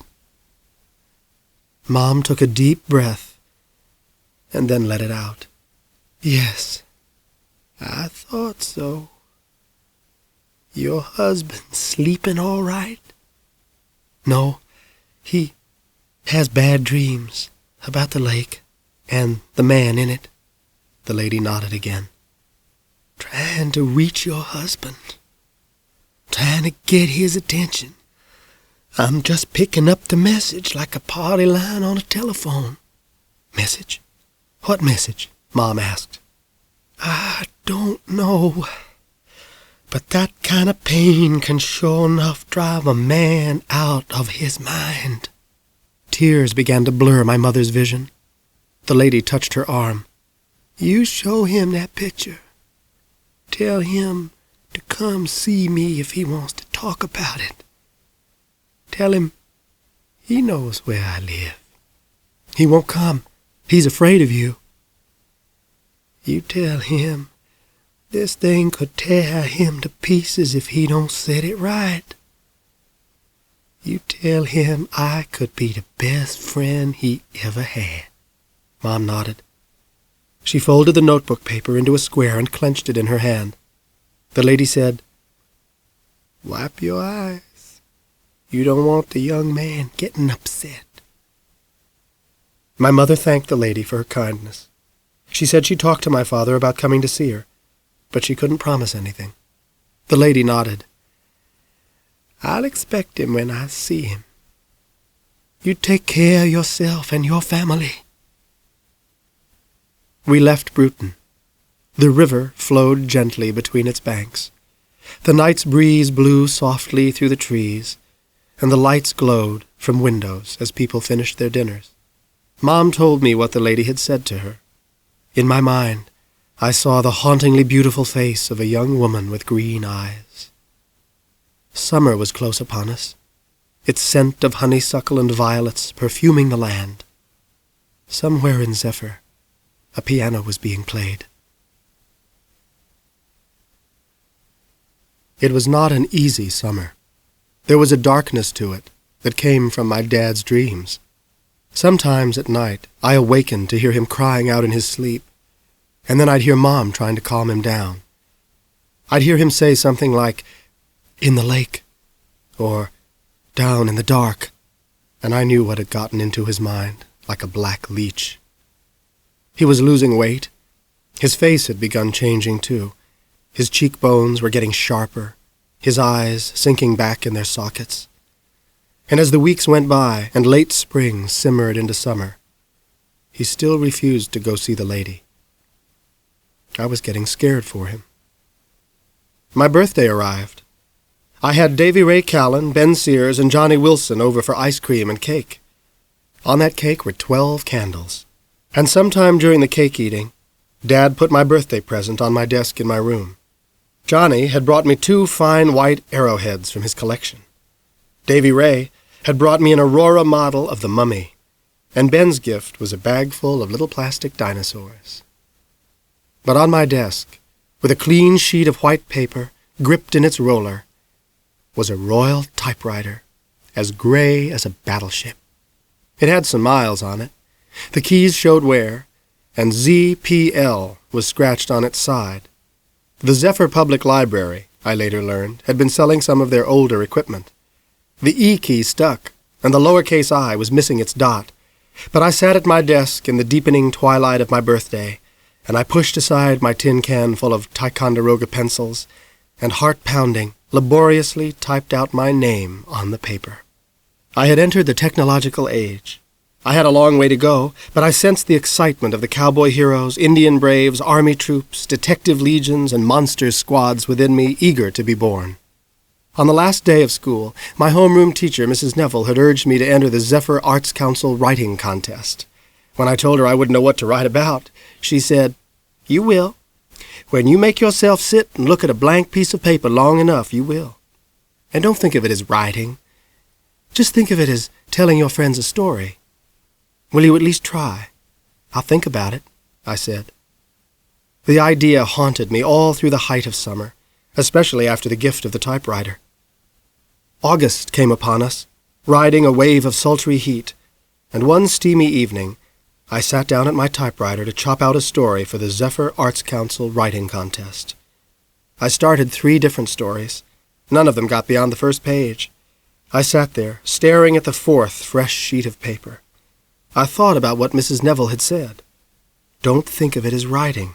Think of it as telling your friends a story. What if, I asked myself, what if I was to write about something that really happened? Like the dead man in the car at the bottom of Saxon's Lake? Now this I could get fired up about. I wrote the story and then rewrote it twice. It was 2 pages long, double-spaced. My masterpiece. When my dad first read it, he was angry. Angry that I hadn't told him about the figure I thought I'd seen in the woods. Angry that I wrote the story at all. He didn't want me to show it to anyone, much less enter it in the contest. But in the end, after he'd thought it over, he changed his mind. And so it was that in the dying days of summer, I received a phone call from Mrs. Evelyn Prathmore of the Zephyr Arts Council, informing me that I had won 3rd place in the short story division of the writing contest. I was to be given a plaque with my name on it, she told me. Would I be prepared to read my story during a program at the library the 2nd Saturday of September? I was stunned. I stammered, yes. Instantly, upon putting the telephone down, I was struck first with a surge of joy that almost lifted me out of my hush puppies, and then a crush of terror that about slammed me to the floor. Read my story? Aloud? To a room full of people I hardly knew? Mom calmed me down. That was part of her job, and she was good at it. She told me I had plenty of time to practice, and she said I had made her so proud she wanted to bust. She called Dad at the dairy, and he told me he'd bring me home 2 cold bottles of chocolate milk. 4 days after school started, I came home to another phone call. This one was from Mayor Swope's office. The mayor wanted to see me. I couldn't imagine what for. A storm was blowing up, and Mom wanted me to wait an hour so Dad could drive me, but I couldn't wait. With Mom's reluctant permission, I rode my bike to the dark-stoned, Gothic-styled courthouse at the end of Merchant Street. Thunder was rumbling, and it was starting to sprinkle by the time I got there. I chained my bike to a fire hydrant and went inside. The mayor's office was at the end of a long corridor on the second floor. The building was practically dark. Most of the people who worked there had gone home for the day. Mrs. Inez Axford, the mayor's secretary, ushered me into Mayor Swope's office. Everything was fashioned of dark, glistening wood. The air smelled of sweet pipe tobacco. 2 burly black leather chairs faced the desk over an expanse of Persian carpet. Windows afforded a view of Merchant Street, but right now the rain was streaming down them. Mayor Swope told me to have a seat, and then he cleared his throat and smiled. Are your folks waiting for you? No, sir, I came on my bike. Oh, gosh, you're going to have a wet ride home. I don't mind. The mayor looked concerned, but then his smile crept back. I suppose you're wondering why I wanted to see you. I nodded. You know, I was on the panel that judged the writing contest. I enjoyed your story. Yes, sir, it deserved a prize. It surely did. He picked up a briar pipe and popped open a can of tobacco. I watched his fingers as he began to fill the pipe's bowl with bits of tobacco. You got a keen imagination, Cory. That part in your story about seeing somebody standing in the woods across the road, I like that part. How'd you happen to come up with that? It really happened, I was going to say. But before I could, somebody knocked on the door. Mrs. Axford looked in. Mayor Swope, Lord, it's pouring cats and dogs. I couldn't even get to my car, and I just had my hair fixed yesterday. Do you have an umbrella I might borrow? I believe so, Inez. Look in that closet over there. She opened a closet and rummaged through it. She came out clutching an umbrella, but her nose was wrinkled, and in her other hand she was carrying 2 articles of clothing that were white with mildew. She held them out to the mayor. Look at these. I believe mushrooms are growing in here. My heart seized up. Mrs. Axford was holding a mildew-blotched overcoat and a hat that appeared to have been run through a washer and a wringer. And in the band of that battered hat was a silver disc and a crumpled green feather. Mrs. Axford made a face that might have stopped a clock. Whoo! What are you keeping this stuff for? That's my favorite hat. It was, at least. Got ruined the night of the flood, but I thought I could get it fixed. And I've had that raincoat for 15 years. You want me to throw these in the garbage on my way out? The mayor shook his head. Oh, Lord, no. Just put them back in there and close the door. With a great show of distaste, Mrs. Axford returned the items to the closet. The mayor told her to be careful going home. She said she would, gave me a quick glance, and walked out of the office with the umbrella. I don't think I drew a breath during that entire exchange. Now I pulled one in, and I shivered as the air burned my lungs. The mayor lit his pipe and turned back to me. Now, Cory, where were we? Oh, yes, the man across the road. How'd you come up with that? The green-feathered hat was in a closet, 10 feet from me. Mayor Swope was the man who'd worn it that night when the floodwaters had raged in the streets of Bruton. I never said it was a man, I answered. I just said it was somebody standing there. Well, that was a nice touch. I'll bet that was an exciting morning for you, wasn't it? He reached into his pocket, and when his hand came into view, there was a small silver blade in it. It was the knife I'd seen in his hand that night when I was afraid he was going to sneak up behind my dad and stab him in the back for what he'd seen at Saxon's Lake. Mayor Swope stood up, rain pelting the windows behind him. Lightning zigzagged over Zephyr, and the lights suddenly flickered. Thunder crashed. The mayor raised his eyebrows at me. Oh, my. That was a little too close, wasn't it? Yes, sir. My hands were about to break the armrests of my chair. The mayor started out from behind his desk. I want you to wait right here for a minute. There's something I want to show you, and I think it'll explain things. He crossed the room, the pipe clenched between his teeth and a scrawl of smoke behind him, and he went out into the area where Mrs. Axford's desk was. He left the door ajar, and I could hear him opening the drawer of a filing cabinet. My gaze went to the closet. The green feather was in there, so close. What if I was to pluck it from its hat and compare it to the green feather I'd found on the sole of my shoe? If the feathers matched, what then? I had to move fast if I was going to move at all. I got up on rubbery legs and opened the closet. The reek of mildewed cloth hit me in the face like a damp slap. But the coat and the hat were there on the floor, nudged up into a corner. I heard the drawer slide shut. I grasped the feather and tugged at it. It tore loose from the hatband. "Cory, what are you doing?" Lightning flared, so close you could hear the sizzle. The lights went out, and the next crack of thunder shook the windows. I stood in the dark, the green feather in my hand, and Mayor Swope in the doorway. He called out to me. "Don't move, Cory. Say something." I heard him shut the door. A floorboard creaked ever so quietly. He was moving. "Cory, you know, don't you?"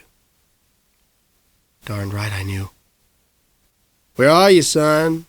Talk to me." I didn't dare. "How'd you find out? Just tell me that."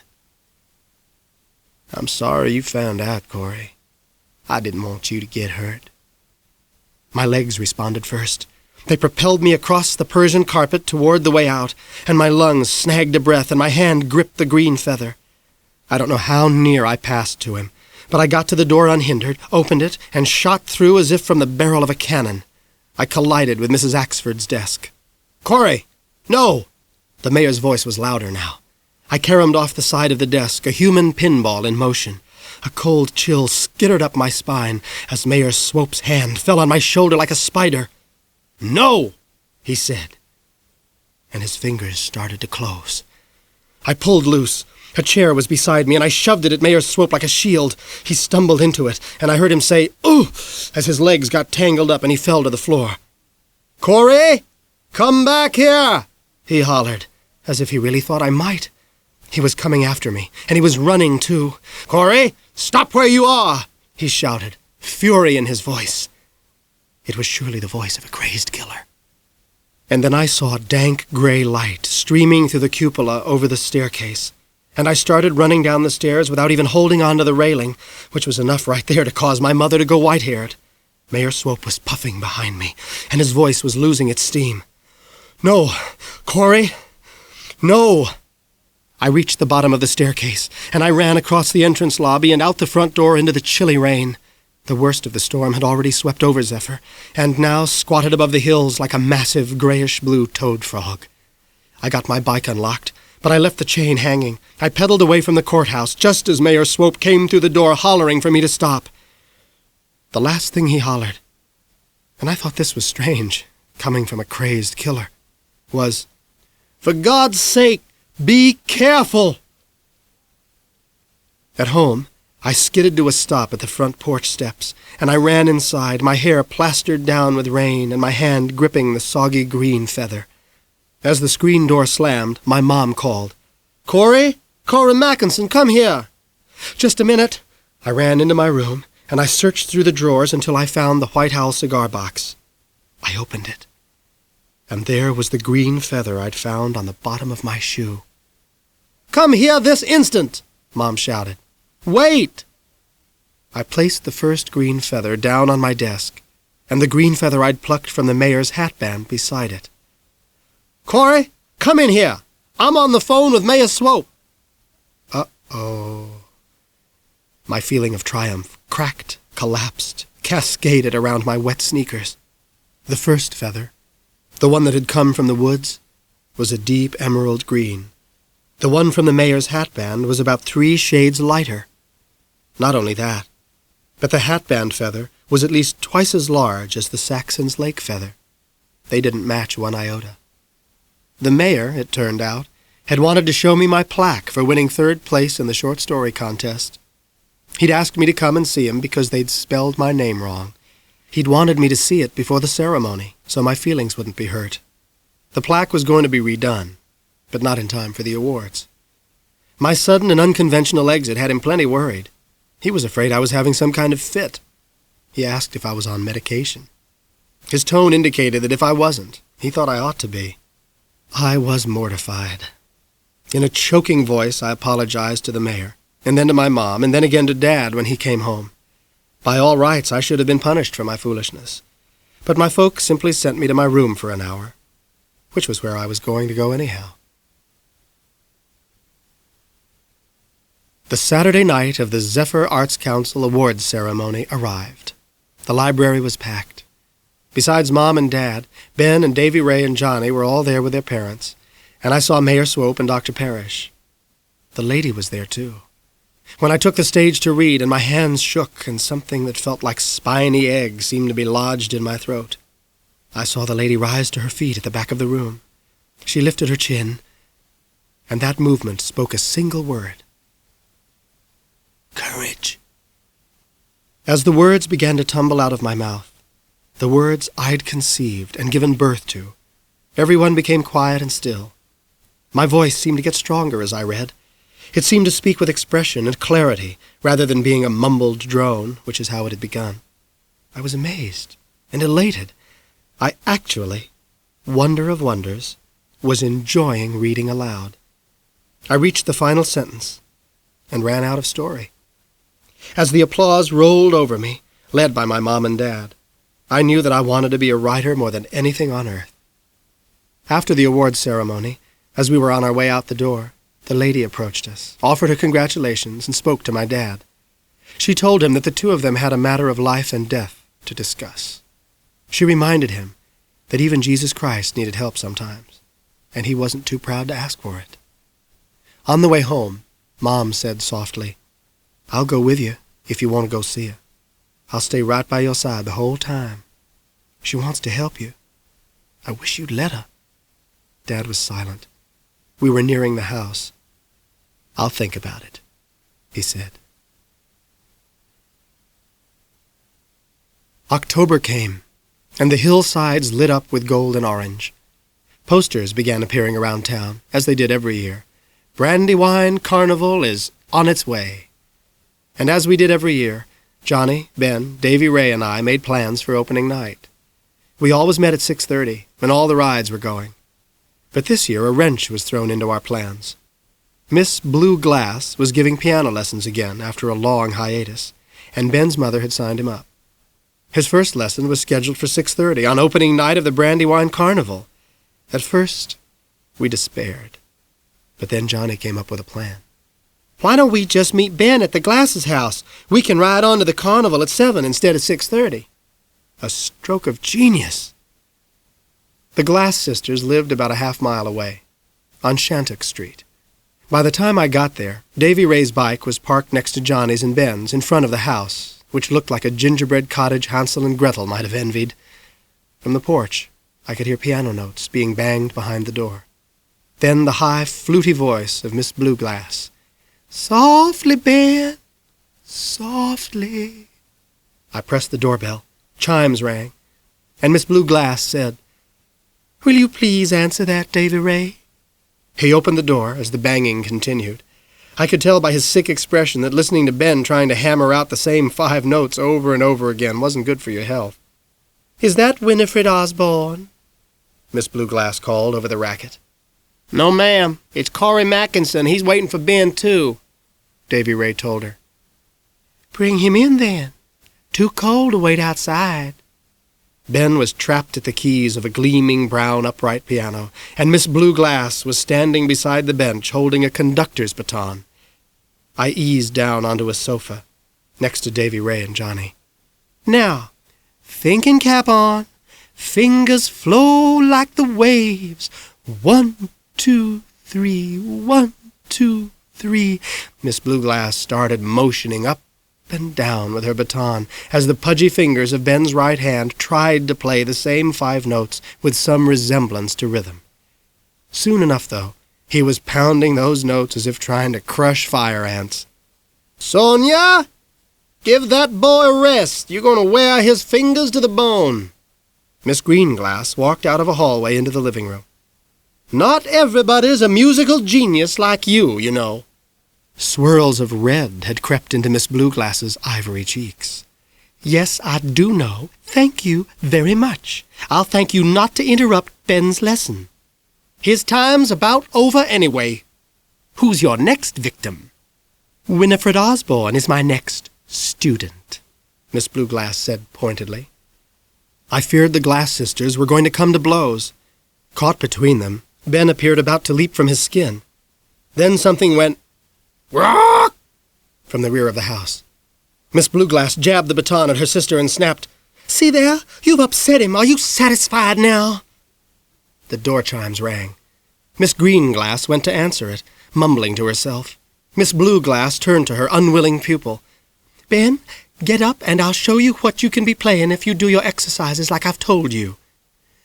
"Yes, ma'am." He jumped up. Miss Blueglass settled herself on the piano bench, her hands with their long, elegant fingers poised over the keyboard. She closed her eyes, getting in the mood, I guess. She told Ben, "I used to teach this song to all my students when I was teaching piano full-time. Ever heard of Beautiful Dreamer?" "No, ma'am," Ben said. Davy Ray elbowed me in the ribs and rolled his eyes. Miss Blueglass began to play. Then a terrible screech intruded. The hairs on the back of my neck stood up and strained at their roots.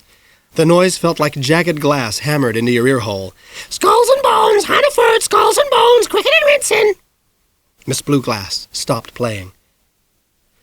"Katharina, feed him a cracker," Miss Greenglass hollered back from the hall. "It's that song. He goes insane every time you play it." "Croak, dragging me packing, Hannaford, Hannaford."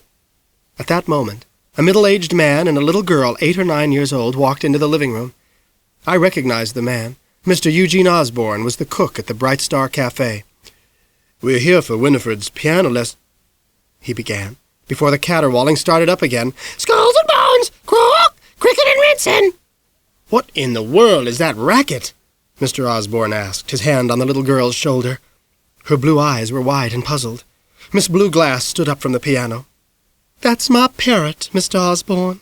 He's having a little trouble lately."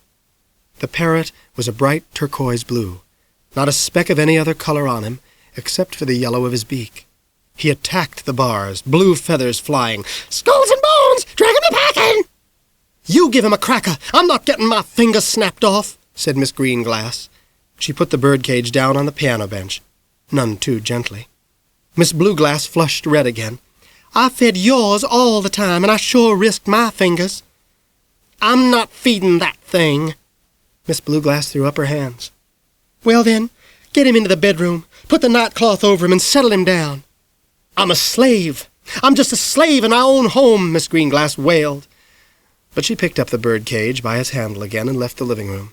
The parrot shrieked in parting. "Skulls and bones, cricket and rinsing." Mr. Osborne watched the departing parrot, then turned to Miss Blueglass. "First time I ever heard a parrot curse in German." "I'm sorry, Mr. Osborne." Miss Blueglass lifted her penciled-on eyebrows. I had started for the door with Ben, Johnny, and Davy Ray, but now I stopped and turned to listen. Mr. Osborne repeated what he'd said. "Curse in German. I was a cook for the Big Red One in Europe. Got the chance to talk to a lot of prisoners. Believe me, I know some foul words in German when I hear 'em. I just heard an earful. It wasn't just cursing either. There were other German words in there, but they were all garbled up." "My parrot is American," Miss Blueglass informed him with an upward tilt of her chin. "I have no earthly idea what you're talking about." Mr. Osborne shrugged. "Well, okay then, don't matter none to me." Davy Ray, Ben, and Johnny were out the door. Davy Ray called to me. "Come on, Cory, we're late enough as it is." Ben shook his head as he got on his bike. "Those two are loony. Man, that was even worse than school." I lagged behind the others, though they kept yelling at me to catch up. German curse words, I was thinking. How come Miss Sonia Glass's parrot knew German curse words? As far as I knew, neither of the sisters spoke anything but Southern English. And why did the parrot go crazy when Miss Blueglass played Beautiful Dreamer? Then the happy sounds of the carnival drifted to me along with the aromas of buttered popcorn and carameled apples. I left the German cursing parrot behind and sped up to catch my buddies. Toward the end of the month, Dad bought a wire basket for me to put on my bike. At first I thought it was pretty cool until I realized that now I would be expected to run all sorts of errands for Mom. It was about this time that she put up a hand-lettered sign on the bulletin board at church, announcing that she was selling pies and other baked goods. The reason for this, I learned later, was that Dad's hours had been cut back at the dairy. We were hurting for money, though I never would have known it. So I did my duty, carrying pies and cakes around to people in the afternoons. One day, Lana Jean Swope, the mayor's wife, had Mom bake a pumpkin pie, her best seller, for Dr. Lysander. Mom said Mrs. Swope wanted to thank him for treating her dog. Mom put the pie in a box, and I pedaled it over to the Lysanders' house, which stood on 3 acres of cleared land between Merchants and Shantic streets. The 2-storied house was white and square, precise and clean as arithmetic. I knocked on the back door, and in a minute Mrs. Lysander answered. I offered her the box. "Mom baked you and the doctor a pie. It's for Mrs. Swope. It's pumpkin." "Oh, how very nice!" She took it and sniffed around the lid. She frowned. "Oh, dear. Does this have cream in it?" "Evaporated milk, I think. My mom made it this morning." "It's very thoughtful of Mrs. Swope and your mother, Cory, but I'm afraid neither of us can eat cream. We're both allergic to anything from a cow." She smiled. "That's how we met, all red and blotched at a clinic in Rotterdam." "Oh, gosh. Well, maybe you can give it to somebody else then. It's a real good pie." Mrs. Lysander thought for a moment. "Yes, Cory, maybe I could do that. Why don't you come in, and I'll make a phone call, and then perhaps you can take it for me." Mrs. Lysander ushered me into the den, then went back to the kitchen to use the phone. In the den, 4 bird cages hung from ceiling hooks. 2 of them were empty, but the other 2 held a canary and a parakeet. A set of 12 ceramic birds rested atop a piano. Suddenly, I heard a dog barking. The sound was coming up from the basement through an air vent. I heard Dr. Lysander's voice, too, saying soothing things to the dog. I could hear him as clearly as if he'd been on the telephone. I was engrossed in his words when Mrs. Lysander came into the room. "Cory, you have given me a wonderful idea. I called Mrs. Swope, and we have decided to give the pie to Miss Sonia Glass. You see, her poor parrot passed away just a few days ago, and perhaps this would cheer her up a little." I was shocked. That shrieking, cursing creature seemed a long way from death at Ben's piano lesson 2 weeks ago. It occurred to me that maybe Miss Greenglass had done it in. How did it die, Mrs. Lysander?" She shook her head. "A brain fever. It takes them so quickly.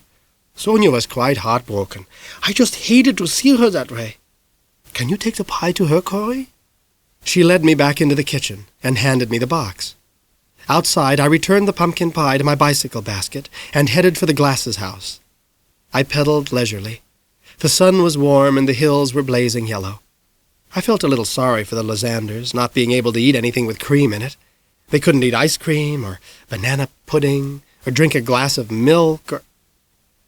Suddenly I stopped. I remembered something Sheriff Amory had said a long time ago, it seemed. Whoever killed that guy knew how deep Saxon's Lake is, and they didn't know Dad was going to be there in his milk truck. They weren't expecting the milkman. Who wouldn't expect a milkman? Who wouldn't know that every morning just before dawn the milk trucks are making their rounds? Somebody who didn't drink milk. That's who. And the parrot. The parrot that cursed in German and shrieked when Miss Blueglass played Beautiful Dreamer. The parrot that died at Dr. Lysander's house, where the empty cages, 2 of them, hung by the piano. "No," I whispered. "No, it can't be." It made no sense, and I couldn't connect it at all. But I had to find out more. I took a detour on my way to the Glasses' house. I stopped in front of the Bright Star Cafe. Mr. Eugene Osborne worked in there. Mr. Eugene Osborne had heard the parrot curse in German, and he knew what it had said. I left my bike outside and walked into the Bright Star. It wasn't much of a place, Just a few tables and booths and a counter. I asked old Mrs. Huckabee, who'd been a waitress there since long before I was born, if I could see Mr. Osborne. She yelled into the back for him, and he came out, wearing an apron and a white cap, wiping his hands on a cloth. I asked him if we could sit down for a minute. We went to a booth in the back and got situated. Mr. Osborne looked at me quizzically. "I was at Miss Glass's house when you brought Winifred in for a piano lesson." Mr. Osborne nodded. "I remember that." "You remember the parrot? You said it was cursing in German." He nodded again. "If I know German, it was, and I do." "Can you remember what else that parrot said, Mr. Osborne?" He closed his eyes, bringing it back. "Sounded like a name." "A name? What was it?" "Hannaford, I think it was. At least it sounded like it was close to that." "Hannaford," I thought. Then I thought of something else. "Do you remember something Miss Katharina Glass said about the parrot going crazy when that song was played?" "Oh, yeah, Beautiful Dreamer. That's the song Miss Blue Glass taught me." "Taught you?" "That's right. I took lessons from Miss Blue Glass. Oh, I guess it was 4 years ago when she was teaching full-time. She had a lot of older students, and she taught us all that song. Now that you mention it, I don't recall that parrot screaming around back then like he did that night. It's funny, huh?" I nodded in agreement. "Well, Cory, I best get back to work. Does that help you any?" "I think so. I'm not sure yet." I ran out of the Bright Star and jumped on my bike, pedaling for home. My mind was on the green feather. It could be a parrot's feather, but it was emerald green. Miss Blue Glass's German cursing parrot had been turquoise, not a speck of any other color on it except for the yellow of its beak. But I had remembered something Miss Blue Glass had said when Miss Green Glass refused to feed the parrot a cracker for fear of losing her fingers. 3 words. "I fed yours." Your what? Parrot? Did both Glass sisters own a parrot? Was there a second parrot? This one, emerald green and missing a feather? Somewhere else in that house? As silent as the first was raucous? At home, I dashed for my room and got out the feather. Then I was out again, shouting to Mom that I'd be right back. I headed for the Glasses' house to deliver the pie and ask some more questions. At the gingerbread house on Shantuck Street, I knocked on the door, the pie in my hands and the feather in my pocket. Miss Blue Glass answered it. "Cory Mackenson, what can I do for you?" "I brought you a pie, Miss Glass. It's for Mrs. Lysander, on account of your parrot being dead. My mom made it. It's pumpkin." Miss Blue Glass looked momentarily confused, then a little sad. Why, how sweet. How very sweet." She took the pie and thanked me. But when I didn't go away, she said, "Was there anything else, Cory?" "May I come in for a minute?" She moved away from the door, leaving it open. I walked into the house, the same museum of chintz I remembered from the night of Ben's piano lesson. "Where's Miss Green—" "The other Miss Glass." Miss Blue Glass put the pie down on a hall table and motioned me into the living room. "My sister is not at home. May I help you with something?" I decided to get right to the point. "Miss Glass, does your sister have a parrot?" I saw tears come to Miss Blue Glass's eyes. She blinked and sniffed them back, then looked somewhat forlornly around the room. "Dr. Lysander loved my parrot. He said my parrot was the gentlest bird he'd ever seen. But he hated that green one of Katharina's. I think he would have killed it, same as me if I could have gotten away with it. When it died, the devil ate a drumstick." I brought my hand out of my pocket and opened the fingers. My heart was going 90 miles a minute. "Was this the color of your sister's parrot, Miss Glass?" She gave the feather a sniffy glance. "That's it. Lord knows I'd recognize one of his feathers. He was always flying against his cage and flinging 'em out. He was about bald when he died." She caught herself. "Just a minute. What are you doing with one of his feathers?" "I found it. Somewhere." "That bird died back in... when was it?" I knew. "March." "Yes, it was March. The buds were starting to show, and we were choosing our Easter music. But—" She frowned. Before she could go on, I interrupted with another question.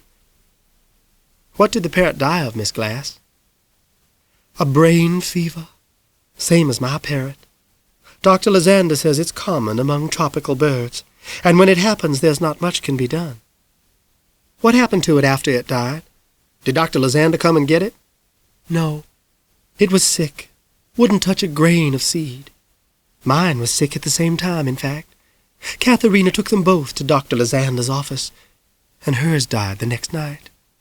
"Why are you asking all these strange questions, Cory? And I still don't understand why you have that feather." "I can't tell you yet. I wish I could, but I can't." She leaned forward, smelling a secret. "What is it, Cory? I swear I won't breathe it to a soul." "I can't say, honest." I returned the feather to my pocket, and Miss Blueglass's face slowly dropped. "I'd better be going. I hated to bother you, but it was important." I glanced at the piano as I went to the door, and a thought struck me like an arrowhead, lodging right between my eyes. I remembered the lady saying she'd dreamed of hearing piano music, and seeing hands holding piano wire and a cracker knocker. I recalled the piano in the room where all the ceramic birds were at Dr. Lysander's house. I turned back to Miss Blueglass. "Did you ever teach Dr. Lysander to play the piano?" I asked. "Dr. Lysander? No, but his wife took lessons." "His wife? Big, horse-faced Veronica. Was it recently?" "No, it was 4 or 5 years ago, when I was teaching full-time. Mrs. Lysander won several gold stars, as I recall." "Gold stars?" "I give gold stars for excellence. Mrs. Lysander could have been a professional pianist, in my opinion. She has the hands for it. And she loved my song." "You mean Beautiful Dream?" "Beautiful Dreamer," she corrected me. Something was taking shape, but it was still a long way off. I excused myself again and headed for the door. As I pedaled home, I was trying to put everything together in my head. The pieces were there, but how did they fit? When I got home, I explained to my mom what had happened with the pie. Then I went to my room and put on my thinking cap, and I came to this conclusion. Both parrots had been at Dr. Lysander's the night in March the unknown man had been murdered. The green parrot had died that night, and the blue one had come away cursing in German when Beautiful Dreamer was played on the piano. Mrs. Lysander played the piano. Mrs. Lysander knew Beautiful Dreamer. Was it possible, then, that when Miss Blueglass had played that song, her parrot remembered something that was said, or cursed and shouted in the German language, while Mrs. Lysander had been playing it? And why would Mrs. Lysander be playing a piano while somebody was shouting and cursing? Yes, I thought. Yes. Mrs. Lysander had been playing the piano to cover up the shouts and cursing. Only both parrots had been in that room, in the bird cages there. But it seemed unlikely that anybody would be hollering and cursing right over her shoulder, didn't it? I remembered Dr. Lysander's voice rising up through the air vent from his basement office. Had he feared, on that night in March, that the noise of shouting might be heard outside the house? And that was why Mrs. Lysander had been playing the first song that came to mind as the two parrots listened and remembered? Had Dr. Lysander beaten that unknown man with a cracker knocker in the basement and strangled him as the parrots listened? Maybe it had taken almost all night, the noises of violence making both parrots thrash against their cages. Then, when the deed was done, Dr. Lysander and his big horsey wife had carted the naked body out to that unknown man's car, and either one of them had driven to Saxon's Lake, while the other followed in their own car. But they hadn't realized that a green feather had whirled out of a bird cage and wound up in the folds of a coat or the depths of a pocket. And since both the Lysanders were allergic to milk, they weren't on the dairy's delivery list, and they didn't know what time Dad would be on Route 10. Who knows? Hannaford? Maybe it had been like that. Maybe. Or maybe not. After all, Dr. Lysander was Dutch, not German. And who was the unknown man? What possible link could a man with the tattoo of a winged skull on his shoulder have with Zephyr's veterinarian? I told my parents none of this. When I was ready, I would. I wasn't, so I didn't. But I was convinced, now more than ever, that a stranger lived among us. 4 days after Thanksgiving, Dad lost his job. Not long after that, he finally went to see the lady. Mom and I went with him to the brightly colored house in Bruton. The Moon Man showed us into a small, mostly bare room across the hall from the lady's bedroom. Dad sat at a table, and Mom and I took chairs along the wall. The lady came in and sat at the table with Dad. She told Dad that she was picking up snippets of the same dreams he was having. She told him, "You and me are plugged into the same socket, Tom, but you're getting more juice than I am." Dad told her about his dreams, about the flash of the car, the man's face, and the voice calling to him, "Come with me, down in the dark."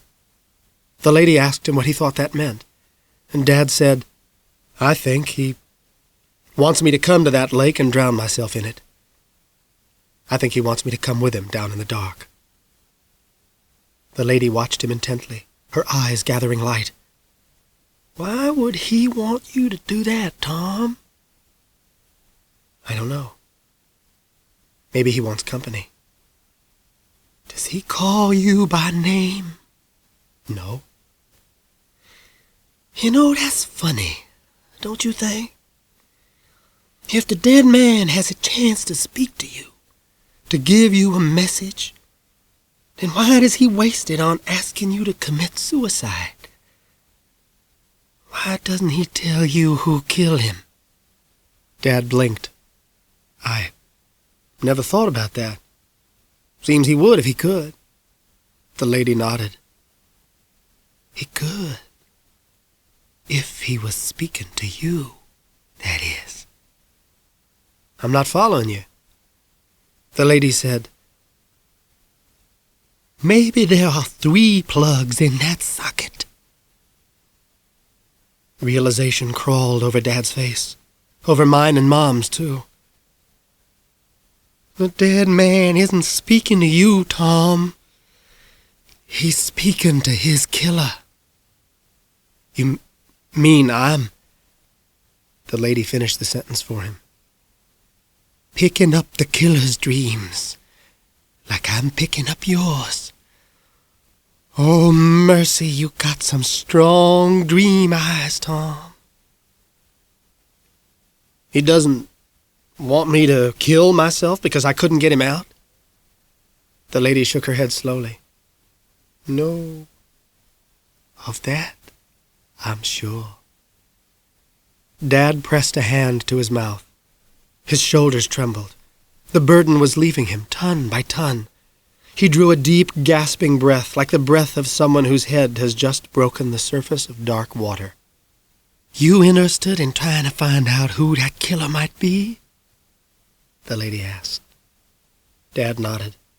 The lady brought out a small bottle of clear liquid, a plastic bag full of cotton swabs, and something wrapped in a blue cloth. She said to Dad, "Hold out your index finger." "Why?" "Because I said so." The lady opened the bottle and upturned it over one of the cotton swabs. Then she dabbed the tip of Dad's index finger. "Alcohol. Get it from Dr. Parrish," she explained. She put a piece of typing paper on the table. Then she unwrapped the object in the blue cloth. It was a stick, with 2 needles driven through one end. Dad looked concerned. "What are you going to do? You're not going to jab me with those?" The needles came down fast, and rather roughly into the tip of Dad's finger. "Ouch!" Instantly, blood began to well up from the needle holes. "Keep your blood off that paper," she told him. Working quickly, she dabbed alcohol on the index finger of her own right hand, and with her left she whacked the needles down. Her blood was drawn too. She looked up at Dad. "Ask your question. Not aloud, but in your mind. Ask it clearly. Ask it like you expect an answer. Go ahead." After a few seconds, Dad said, "All right. What now?" "What was the date that car went into Saxon's Lake?" March 16th. "Squeeze 8 drops of blood on the center of the paper. Don't be stingy. 8 drops. Not one more and not one less." Dad squeezed his finger, and the blood began dripping. The lady added 8 drops of her own red blood to the white paper. Dad said, "Good thing it didn't happen on the 31st. "Take the paper in your left hand and crumple it up with the blood inside it." Dad did as she said. Then she told him, "Hold it and repeat the question aloud." "Who killed that man at the bottom of Saxon's Lake?" The lady held out her left palm. "Give it to me." She held the paper for about 15 seconds more. Then she placed the crumpled paper in the middle of the table. "Open it," she said. Dad took it. As he began to uncrumple it, my heart was slamming. If Dr. Lysander was scrawled there in blood, I was going to split my skin. When the paper was open, Mom and I peered over his shoulder. There was a great blotch of blood in the middle of the paper, and other blotches all around it. Then the lady picked up a pencil and studied the paper for a moment, after which she began to play Connect the Blotches. I watched the pencil's tip at work. It drew a number 3, and then another 3. And then it ran out of blotches to connect. The lady frowned. "That's it. 2 3s. Dad sucked at his wounded finger. "That's it? You sure you did this right?" Words cannot describe the look she gave him. 2 3s. That's the answer. 3 3. Maybe 33. If we can figure out what that means, we'll have the killer's name." The lady removed her professional face after that and became sociable. We were served chocolate roulage made by Mrs. Pearl from the bake shop. Dad, who had been eating like a bird before we came to the ladies, ate 2 whopping pieces of roulage and washed them down with 2 cups of hot black chicory coffee. My father was well and truly returned. Maybe even better than he was before. When we got home, Dad sat down with a telephone book and scanned the names and addresses. Philip Caldwell at 33 Ridgeton Street. J.E. Grayson at 33 Dearman Street, and the Crafts Barn at 33 Merchant Street. None of those got us anywhere. But while we were running around in the pickup truck, we stopped at the filling station for gas. Mr. Hiram White shambled out of his cathedral of engine belts and radiators and started pumping the gas in. He and Dad struck up a conversation. They talked about the weather for a minute. Then Mr. White said, "New bus coming in tomorrow." The Trailways bus came through town at noon several days a week, and Mr. White's gas station also served as the Zephyr bus stop on those rare occasions when anyone was coming to or leaving Zephyr on the bus. Dad leaned on the truck. "Is that right?" "Yep, new bus. You know Cornelius McGraw been driving old 33 for 8 years?" Dad shook his head. "I don't know him personally." Mr. White finished the job and pulled the nozzle from the truck's gas port. He wiped the end with a cloth so no drop of gas would mar the pickup's paint. "Well, he said they're finally retiring that old bus. It was old when he took it over. New bus has the route starting tomorrow, but Corny's still driving it. Still number 33, too, so things don't change that much, do they?" "I don't know about that," Dad said, and pulled out his money to pay him. When it was about halfway to Mr. White's hand, Dad froze. He looked at Mr. White. "Did you say 33? Mr. White smiled, a little puzzled. Yeah, that's the number of the bus, 33. And when's number 33 due back again? Noon tomorrow, same as always. Dad said he'd be there. I was there with him as noon approached. Mr. White was driving us crazy, talking about how hard it was to find good gojo to clean the grease off your hands anymore. Then Dad said, "Here it comes, Cory." And he walked from cold shadow into crisp sunlight to meet it. The Trailways bus, with number 33 on the plate above its windshield, swept on past without even slowing, though Mr. McGraw honked the horn and Mr. White waved. Dad watched it go. But he turned to Mr. White again, and I saw by the set of his jaw that now my father was a man with a mission.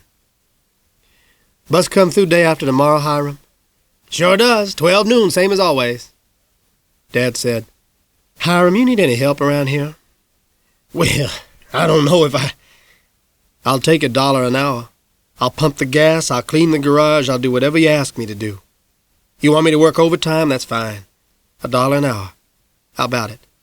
Mr. White grunted and stared at the cluttered garage. "I reckon I do need some stuff inventoried. Brake shoes, gaskets, radiator hoses and such. And I could use another strong back." This from the Quasimodo of the belts. He stuck out his hand. "Got a job if you want it. Starting 6 in the morning, if that's all right." "I'll be here," Dad said, grasping Mr. White's hand. My father was nothing if not resourceful. The bus passed through once more without even a hiss of brakes. But it was due again, 12 noon, same as always. And my dad would be there. December advanced, cold as the tomb. At 11 o'clock on the morning of Saturday the 16th, I said goodbye to Mom and left home on my bike to meet Ben and Johnny at the Lyric. The sky was plated with clouds, the threat of freezing rain in the air. I was bundled up like an Eskimo, but I'd soon be shedding my coat and gloves. The movie for today was called Hell is for Heroes, the poster of which showed the sweating faces of American soldiers crouched down behind machine gun and bazooka, awaiting the enemy attack. On my way to the theater, I took a fateful turn. I pedaled to Dr. Lysander's house.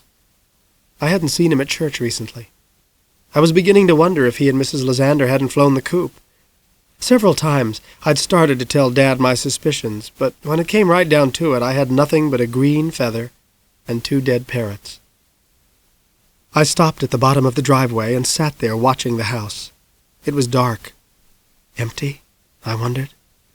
I kept watch. There was no sign of light or life. The heroes and the fighting men could wait. I had to find out, and I began to pedal up the driveway to the house. I went around back.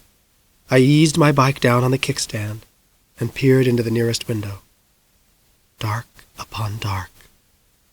At first I saw only shapes of furniture, but as my eyes grew used to the gloom, I was able to make out the 12 ceramic birds perched atop the piano.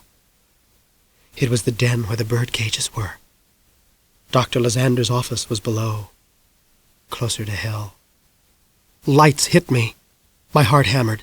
I felt like a prisoner in a jailbreak movie, caught by the roaming circle.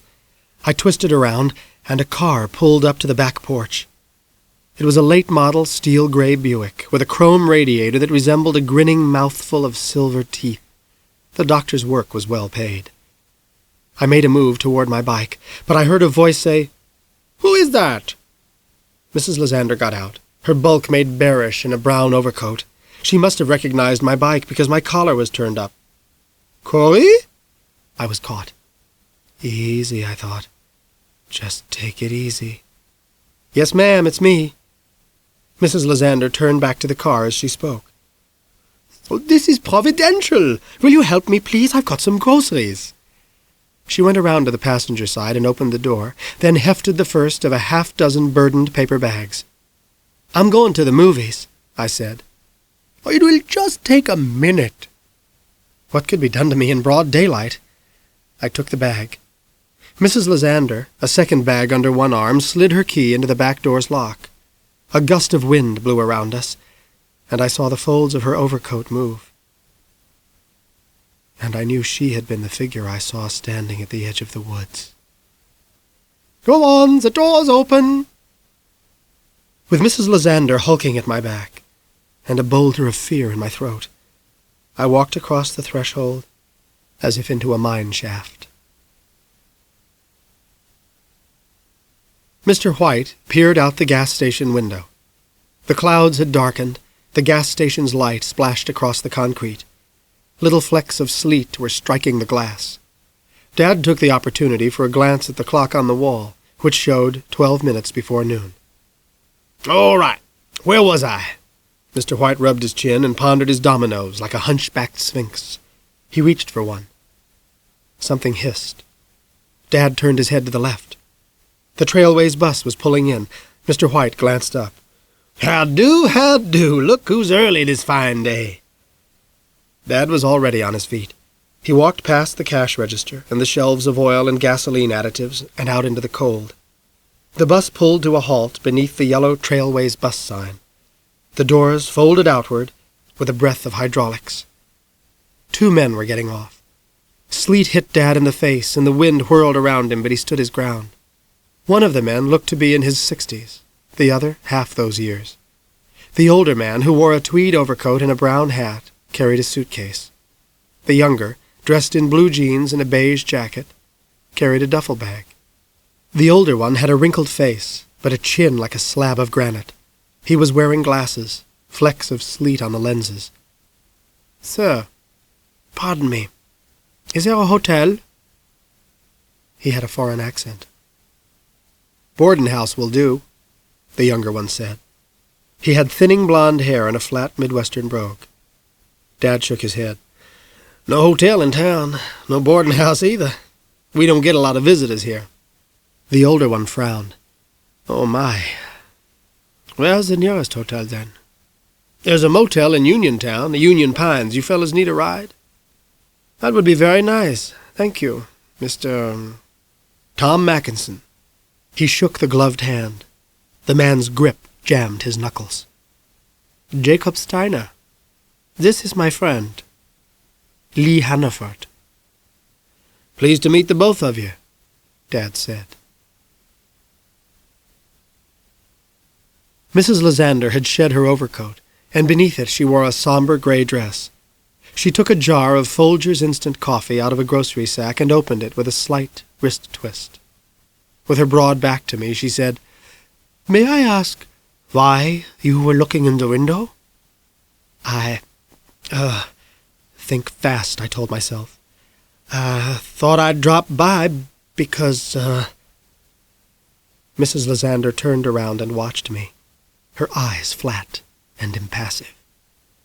"Because I wanted to ask Dr. Lysander if he, needed some help in the afternoon. I thought maybe I could clean up downstairs or sweep or—" I shrugged. "Whatever."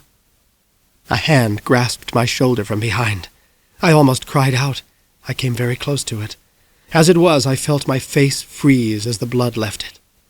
Dr. Lysander said, "An ambitious young man. Isn't that right, Veronica?" "Yes, Franz." She turned away from me and continued putting the groceries up. He released me. I looked at him. He obviously had just awakened. His eyes were sleep-swollen.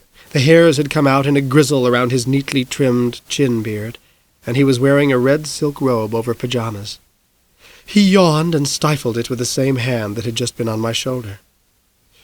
"Coffee, please, dearest. The blacker the better." She began to spoon coffee into a cup that had the picture of a collie on it. Then, that task done, she turned on the hot water faucet. Dr. Lysander told his wife, "I heard East Berlin this morning around 4. A wonderful orchestra was playing Wagner." Mrs. Lysander filled the collie cup full of steaming water and stirred it. She handed the ebony coffee to her husband, who first inhaled its aroma. "Ah, yes, this should do the trick." He took a little slurpy sip. Good and strong," he said, satisfied. I edged toward the back door. "I better be going now. Ben Sears and Johnny Wilson are waiting for me at the Lyric." "I thought you wanted to ask me about an afternoon job." "Well, I better go." "Oh, nonsense." He reached out again, and his hand found my shoulder. He had iron in his fingers. I'd be pleased and happy to have you come by and help in the afternoons, Cory. As a matter of truth, I've been looking for a young apprentice." "Really?" I didn't know what else to say. He smiled with his mouth. His eyes were careful. "Really? You're a smart young man, aren't you?" "Sir?" "A smart young man. Oh, don't be so modest. You pursue things, don't you? You grip a fact and shake it like a terrier." His mouth smiled again, and the silver tooth sparkled. He took a longer sip of coffee. "I don't know what you mean." I heard my voice tremble, the slightest bit. "I admire that quality in you, Cory, that terrier determination to get to the root of things. That's a fine quality for a boy to have." "His bicycle's outside, Franz," Mrs. Lysander said, as she put away packs of rice-a-roni, the San Francisco treat. "Bring it in, will you?" "I've got to go," I said, and now the fear had started choking me. He smiled once again. "Nonsense. If we have a freezing rain, and it certainly looks grim out there today, you don't want that bicycle of yours to be covered with ice, do you?" "I really have to—" "I'll bring it in," Mrs. Lysander said, and she went outside. I watched, Dr. Lysander's hand on my shoulder, as the woman pushed my bike across the threshold into the den. "While you're here, Cory, it seems to me you should see what your job would entail. Don't you agree? Ben and Johnny, they're going to miss me." "Yes, they will, I'm sure. But they'll go in and sit down and watch the film, won't they? They'll probably think something happened, like things do to boys." He shrugged, and his fingers began to knead my shoulder. "My mom's going to be worried." I tried, but I knew it was no good. "But she believes you at the film, doesn't she? Now let's go downstairs and see what I'm prepared to pay you $20 a week to do." My breath was stolen. $20? "Yes. $20 a week for an able and understanding apprentice seems like a bargain to me. Shall we go?" His hand guided me toward the steps that led down. It was a powerful hand, and it would not be denied. I had to go. Dr. Lysander flicked a switch that turned on the light over the stairs and flooded light below me. As I descended, I heard the rustle of his red silk robe and the shuffle of his slippers on the stairs. I heard him slurp his coffee. It was a greedy sound, and I was afraid. My father had not taken Jacob Steiner and Lee Hannaford directly to the Union Pines Motel. On the way, jammed in the pickup truck with the wipers knocking away sleet, he'd asked them if they wanted some lunch. Both men had said yes, and that was how they'd wound up in a rear booth in the Bright Star Cafe. As Mr. Steiner slid into the booth and Dad sat down too, the younger man peeled off his jacket. He was wearing a blue checked shirt with the sleeves rolled up past his muscular biceps. And on the right bicep, there it was. Dad said, "Oh, my God." Mr. Hannaford looked surprised. "What is it? I'm not supposed to take my jacket off in here?" A sheen of sweat had broken out on my father's forehead. Mr. Hannaford sat down beside Mr. Steiner. "No, I mean that tattoo." "You got a problem with it, friend?" The younger man's slate-colored eyes had narrowed into dangerous slits. Dad was having trouble breathing, and the room wanted to spin. "No problem. It's just that, I've seen your tattoo before." The two men were silent. Mr. Steiner spoke first. "May I ask where, Mr. Mackenson?"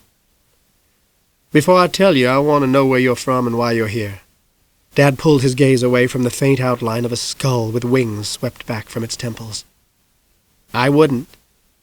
We don't know this guy," Mr. Hannaford warned Mr. Steiner. "True. We don't know anyone here, do we?" Mr. Steiner glanced around, and Dad saw his hawk-like eyes take in the scene. A dozen or so people were having lunch and shooting the breeze. The television was tuned to a basketball game. "How can we trust you, Mr. Mackenson?" "What's not to trust?" Something about this man, the way he carried himself, the way his eyes were darting this way and that, sizing things up, made Dad ask the next question. "Are you a policeman?" "By profession, no. But in a sense, yes, I am, in the field of historical research." "Where are you from?" Mr. Hannaford answered. "I'm from Indiana. He's from—" The older man interrupted him. "Warsaw, Poland, originally. I live in Chicago now, and I can speak for myself, thank you." "Both of you sure are a long way from home." Dad noticed the tattoo again. It looked as if the younger man had tried to bleach it out of his skin.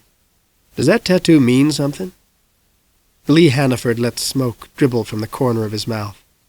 "It means that I don't like people asking me my business." Dad nodded.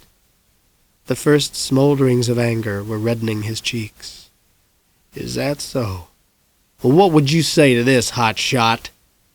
Dad propped his elbows on the table and leaned his face closer to the young man's. "What would you say if I told you that 10 months ago I saw a tattoo just like yours on the arm of a dead man?" Mr. Hannaford didn't respond. His face was emotionless, his eyes cold. He drew cigarette smoke in and blew it out. "Did he have blonde hair? Kind of the same color as mine?" "Yep." "About the same build, too?" "I think so, yes." "Uh-huh." Mr. Hannaford leaned his chiseled face toward my father's. When he spoke, the words left smoke trails. "I'd say you saw my brother." "And these cages must be kept scrupulously clean," Dr. Lysander was saying as he pointed them out. They were empty right now. I followed along behind him as he showed me from room to room in the basement. Every once in a while I would glance up and see an air vent overhead. "I order my hay in bales. You'd be expected to help unload the truck, cut the baling wire, and spread out hay for the horse stalls. I can attest that cutting baling wire is not an easy endeavor. It's tough enough to string a piano with. Plus, your job will include whatever errands I need you to run." He turned to face me. $20 a week for 3 afternoons. Say from 4 until 6. Does that sound fair?" Gosh, I couldn't believe this. Dr. Lysander was offering me a fortune. He smiled, again with just his mouth. He drank his coffee and set the collie cup down atop an empty wire mesh cage. He spoke very softly. "Cory, there is something we must clear up before I give you this job." I waited to hear it. He folded his arms across his chest, and I saw his tongue probe the inside of his cheek. "It is a matter concerning Miss Sonia Glass." "Sir?" My heart, which had settled down some, now speeded up again. "Miss Sonia Glass," he repeated. "She brought her parrot to me. It died of a brain fever. Poor creature. Now, it happens that Veronica and Miss Glass are in the same Sunday school class. Miss Glass, it seems, was terribly upset and puzzled by questions you asked her, Cory. She said you were very curious about a particular song, and why her parrot had reacted strangely to that song." He smiled thinly. "Miss Glass told Veronica she thought you knew a secret, and might either Veronica or I know what it was. And there was some odd little thing as well about you being in the possession of a green feather from Miss Katerina Glass's dead parrot. Miss Sonia said she couldn't believe her eyes when she saw it." He began working the knuckles of his right hand as he stared at the floor. "Are these things true, Cory?" I swallowed hard. If I said they weren't, he'd know I was lying anyway. "Yes, sir." He closed his eyes. A pained expression stole over his face. There, and then gone. "And where did you find that green feather, Cory?" "I found it Here was the moment of truth. I sensed something in that room coiled up like a snake and ready to strike. Though the overhead light was bright and harsh, the tile-floored room seemed to seethe with shadows. Dr. Lysander, I suddenly realized, had positioned himself between me and the stairs. He waited, his eyes closed. If I made a run for it, Mrs. Lysander would snare me even if I got past the doctor. Again the choice was stolen from me. I braved the fates. I found it at Saxon's Lake, at the edge of the woods, before the sun, when that car went down with a dead man handcuffed to the wheel. With his eyes closed, Dr. Lysander smiled. It was a terrible sight. The flesh on his face looked tight and damp, his bald head shining under the light. Then he began to laugh, a slow leak of a laugh, bubbling from his silver-toothed mouth. His eyes opened, and they speared me. For a few seconds he had two faces. The lower one wore a silver-glinting smile. The upper one was pure fury. He shook his head as if he'd just heard the most amazing joke. Well, what are we going to do about this?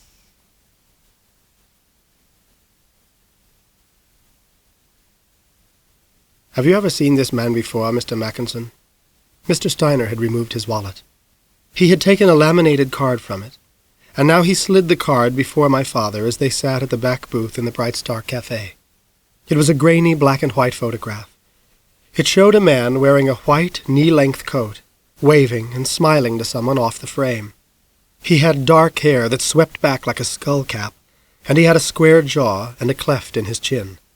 Behind him was the hood of a gleaming car that looked like an antique, like from the 30s or 40s. Dad studied the face for a moment. He paid close attention to the eyes and the white scar of a smile. For all his studying, however, it remained the face of a stranger. He slid the picture back across the wood. Nope, never. Mr. Steiner studied the picture too, as if looking into the face of an old enemy. He'll probably look different now. He might have had some plastic surgery. The easiest way to change appearance is to grow a beard and shave your head. That way even your own mother wouldn't recognize you. I don't know that face. Sorry. Who is he? His name is Gunther Down in the Dark. What? Dad almost chewed on his heart. Gunther Down in the Dark. Dahninaderke. Down in the dark. Dad sat back in the booth, his mouth open. He gripped the table's edge to keep from being spun off the entire world. His voice was a whisper. My God. My God. Come with me. Down in the dark. Excuse me? Mr. Steiner asked. Who is he? Dad's voice was thick. Lee Hannaford answered. He's the man who killed Jeff if my brother's body is lying at the bottom of that damned lake. Dad had told them the story of that morning last March. My brother, my stupid-ass brother, must have been blackmailing him by what we can figure out. Jeff left a diary hidden in his apartment back in Fort Wayne. It was in code, written in German. I found the diary in May when I quit my job in California and came looking for him. It took us until a couple of weeks ago to figure the code out. He was always nuts about that code shit, even as a kid. It was down in the book that Dan and Dirk lived in Zephyr, Alabama, under a false name, I mean. Jeff and those scumbags helped him come up with a new identity after he got in touch with him, but Jeff must have decided he wanted a payoff for his trouble.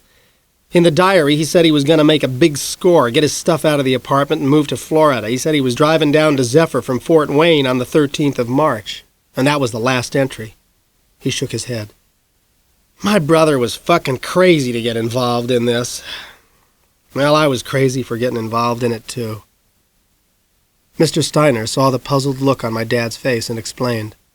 Lee and his brother were members of an American Nazi organization that operated in Indiana, Illinois, and Michigan. The symbol of that organization is the tattoo on Lee's arm. Lee and Jeff were initiated at the same time, but Lee left the group after a year and went to California. Damn straight. A match flared, and a lucky burned. I wanted to get as far away from those bastards as I could. They kill people who decide Hitler didn't shit roses. But your brother stayed with them? Hell yes. He even got to be some kind of stormtrooper leader or something. Jesus, can you believe it? We were all Americans on our high school football team.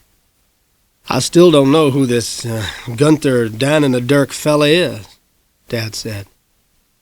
Mr. Steiner laced his fingers atop the table. This is where I come in. Lee took the diary to be deciphered by the Department of Languages at Indiana University. A friend of mine there teaches German. When he got as far as deciphering Dan-in-the-Dirk's name from that code, he sent the diary directly to me at Northwestern in Chicago. I took over the project from there in September. Perhaps I should explain that I am the director of the Languages Department. I am also a professor of history. And last, but not least, I am a hunter of Nazi war criminals. War criminals? This guy's a war criminal? What'd he do? Dr. Gunther Dan-in-the-Dirk was the directing physician at Erstwegen concentration camp in Holland. He and his wife Kara determined who was fit to work and who was ready to be gassed. Mr. Steiner flashed a quick and chilling smile. It was they, you see, who decided on a sunny morning that I was still fit to live, but my wife was not. I'm sorry, Dad said. That's all right. I knocked his front tooth out and spent a year at hard labor, but it made me hard and kept me alive. You knocked his front tooth? Right out of his head. Oh, those two were quite a pair. Mr. Steiner's face crinkled with the memory of pain. We called his wife the Bird Lady because she had a set of 12 birds made from clay mixed with the ash of human bones. And Dr. Dan-in-the-Dirk, who was originally a veterinarian from Rotterdam, had a very intriguing habit. As the prisoners passed him on their way to the gas chamber, he made up names for them. Comical names they were. I'll always remember what he called my Veronica. My beautiful Veronica with the long golden hair. He called her Sunbeam. He said, "Crawl right in, Sunbeam. Crawl right in." And she was so sick, she had to crawl through her own. Tears welled up behind his glasses. He took them quickly off with the manner of a man who rigidly controlled his emotions. Forgive me. Sometimes I forget myself. Dad took a long breath. Let me see that picture again. Mr. Steiner slid it in front of him. Dad shook his head. Oh, no. Oh, please, no. Mr. Steiner had heard it in Dad's voice. You know him now. Dad stood up. I'll take you to him.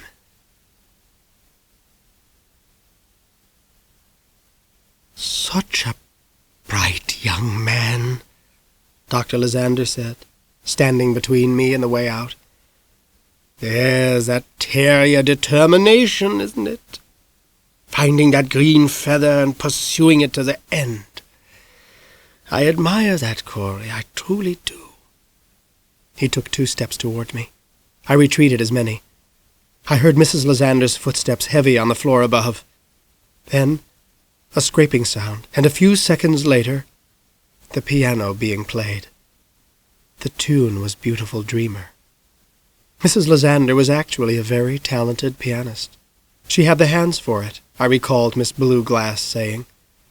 I wondered if she also had the hands that were strong enough to wrap hay-baling wire around a man's throat and strangle him to death.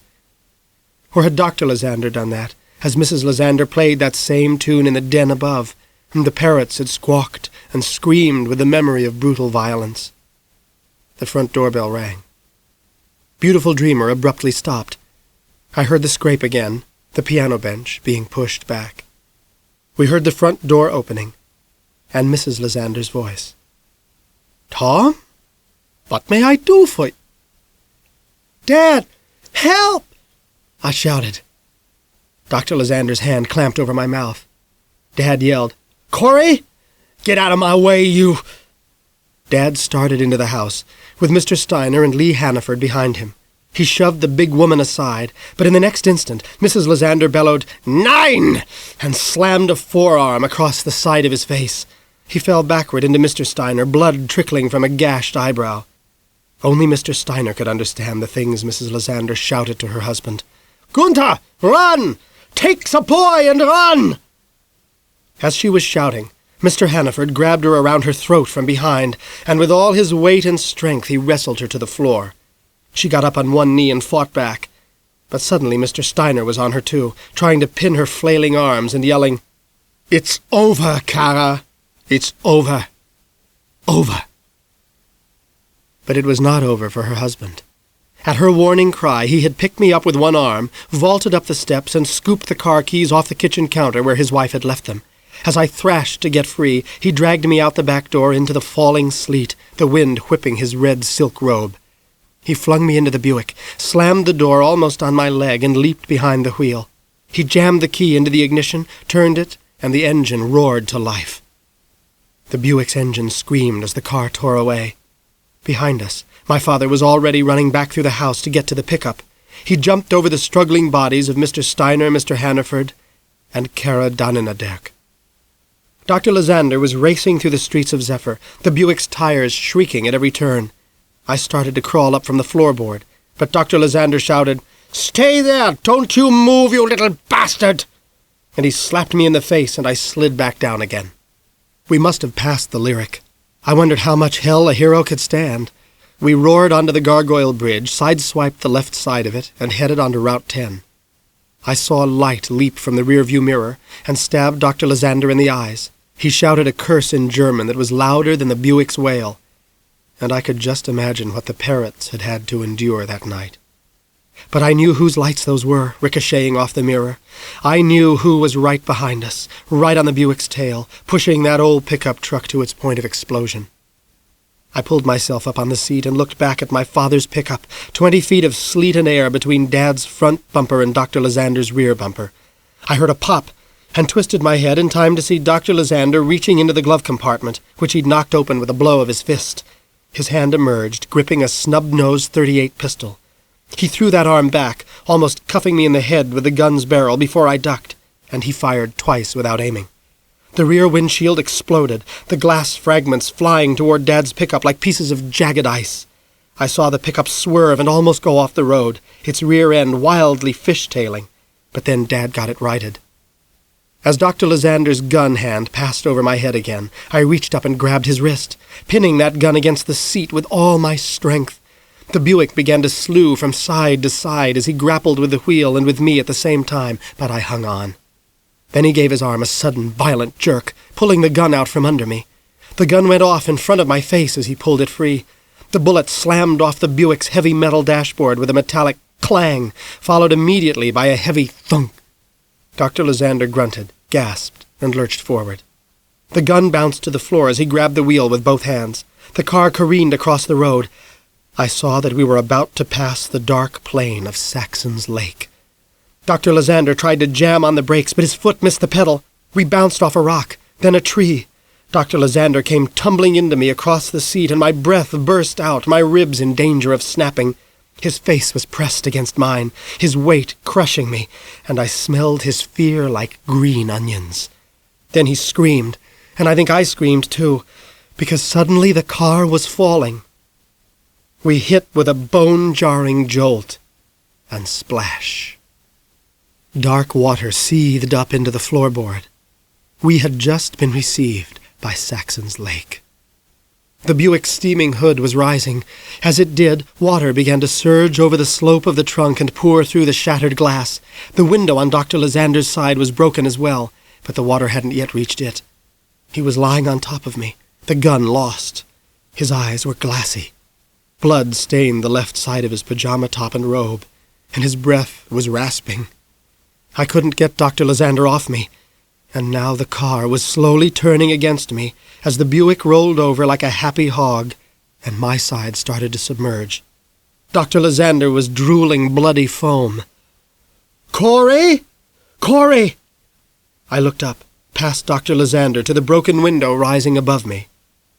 My father was there, his hair plastered flat, his face dripping. Blood was creeping down from his cut eyebrow. He started wrenching bits of glass from the window frame with his fingers. The Buick shuddered and moaned. Water edged up over the seat, and its cold touch shocked me and made Dr. Lysander start thrashing. "Can you grab my hand?" Dad wedged his body in through the crumpled window and strained to reach me. I couldn't, not with that weight on me. "Help me, Dad!" He fought to winnow in farther. His sides must have been raked and clawed by glass, but his face showed no pain. His lips were tight and grim, his eyes fixed on me like red-rimmed lamps. His hand tried to part the distance between us, but still the distance was too great. Dr. Lysander's body lurched. Water sloshed over us, a touch of the grave. He made a deep, moaning noise. "Get off him!" Dad shouted. "For God's sake, get off my son!" Dr. Lysander shuddered and coughed. On the third cough, bright red blood sprayed from his nose and mouth. He grasped at his side, and suddenly there was blood on his hand. The water was roaring now. The Buick was sinking at the trunk. "Please," Dad begged, still straining to reach me. "Please give me my son." Dr. Lysander looked around as if trying to figure out exactly where he was. He looked back at the sinking trunk and the water surging dark and foamy where the rear windshield had been, and I heard him whisper, "Oh." It was the whisper of surrender. Dr. Lysander's face turned. He stared at me. Blood dripped from his nose and ran down my cheek. "Cory," he said, and his voice gurgled. His hand closed on my wrist. "Up you go, Bronco." He lifted himself up with an effort that must have racked him, and he guided my hand into my father's. Dad pulled me out, and I flung my arms around his neck. He held me, his legs treading water, and tears streaming down his heroic face. With a great buckling and moaning noise, the Buick was going down. The water rushed around us, drawing us in. Dad started kicking us away from it, but the pull was too strong. Then, with a hissing noise of heat and liquid at war, the Buick was drawn down into the depths. I felt my father fighting the suction, and then he gasped a breath, and I knew he had lost. We went under. The car was sinking below us, into a huge, gloomy vault where the sun was a stranger. Air bubbles rose from it like silver jellyfish. Dad was kicking frantically, trying to break the pull, but we were going down with Dr. Lysander. In the underwater blur, I saw the doctor's white face pressed up against the windshield. Bubbles were streaming from his open mouth. And suddenly, something had drifted up from below and was clinging to the trunk. Something that might have been a big clump of moss or rags somebody had dumped into Saxon's lake with their garbage. Whatever this thing was, it moved slowly and inexorably into the Buick through the broken rear windshield. The car was turning over like a bizarre carnival ride suspended against darkness. As my lungs burned for breath, I saw the blur of Dr. Lysander's white face again. Only this time, the ragged, mossy thing had wrapped itself around him like a putrid robe. Whatever this thing was, it had hold of his jaw. I saw a faint glint of a silver tooth, like a receding star. Then the Buick turned over on its back like a huge turtle, and as air bubbles rushed up again, I felt them hit us and break us loose from the suction. We were rising toward the realm of light. Dad lifted me up so my head broke the surface first. There wasn't much light up there, but there was a whole lot of air. Dad and I clung together in the choppy murk. breathing. At last we swam to where we could pull ourselves out, through mud and reeds to solid earth. Dad sat down on the ground next to the pickup truck, his hands scraped raw with glass cuts, and I huddled on the red rock cliff and looked out over Saxon's Lake. Dad said, "Hey, partner. You okay?" "Yes, sir." My teeth were chattering, but being cold was a passing thing. "Better get in the truck." "I will," I answered. But I wasn't ready yet. Dad pulled his knees up to his chest. The sleet was falling, but we were already cold and wet, so what of it? Dad looked up at the low gray clouds. He smiled, with the face of a boy unburdened. "I've got a story to tell you about Dr. Lysander," he said. "I want to tell you one too," I answered. I listened. The wind swept over the lake's surface and made it whisper. He was down in the dark now. He had come from darkness, and to darkness he had returned.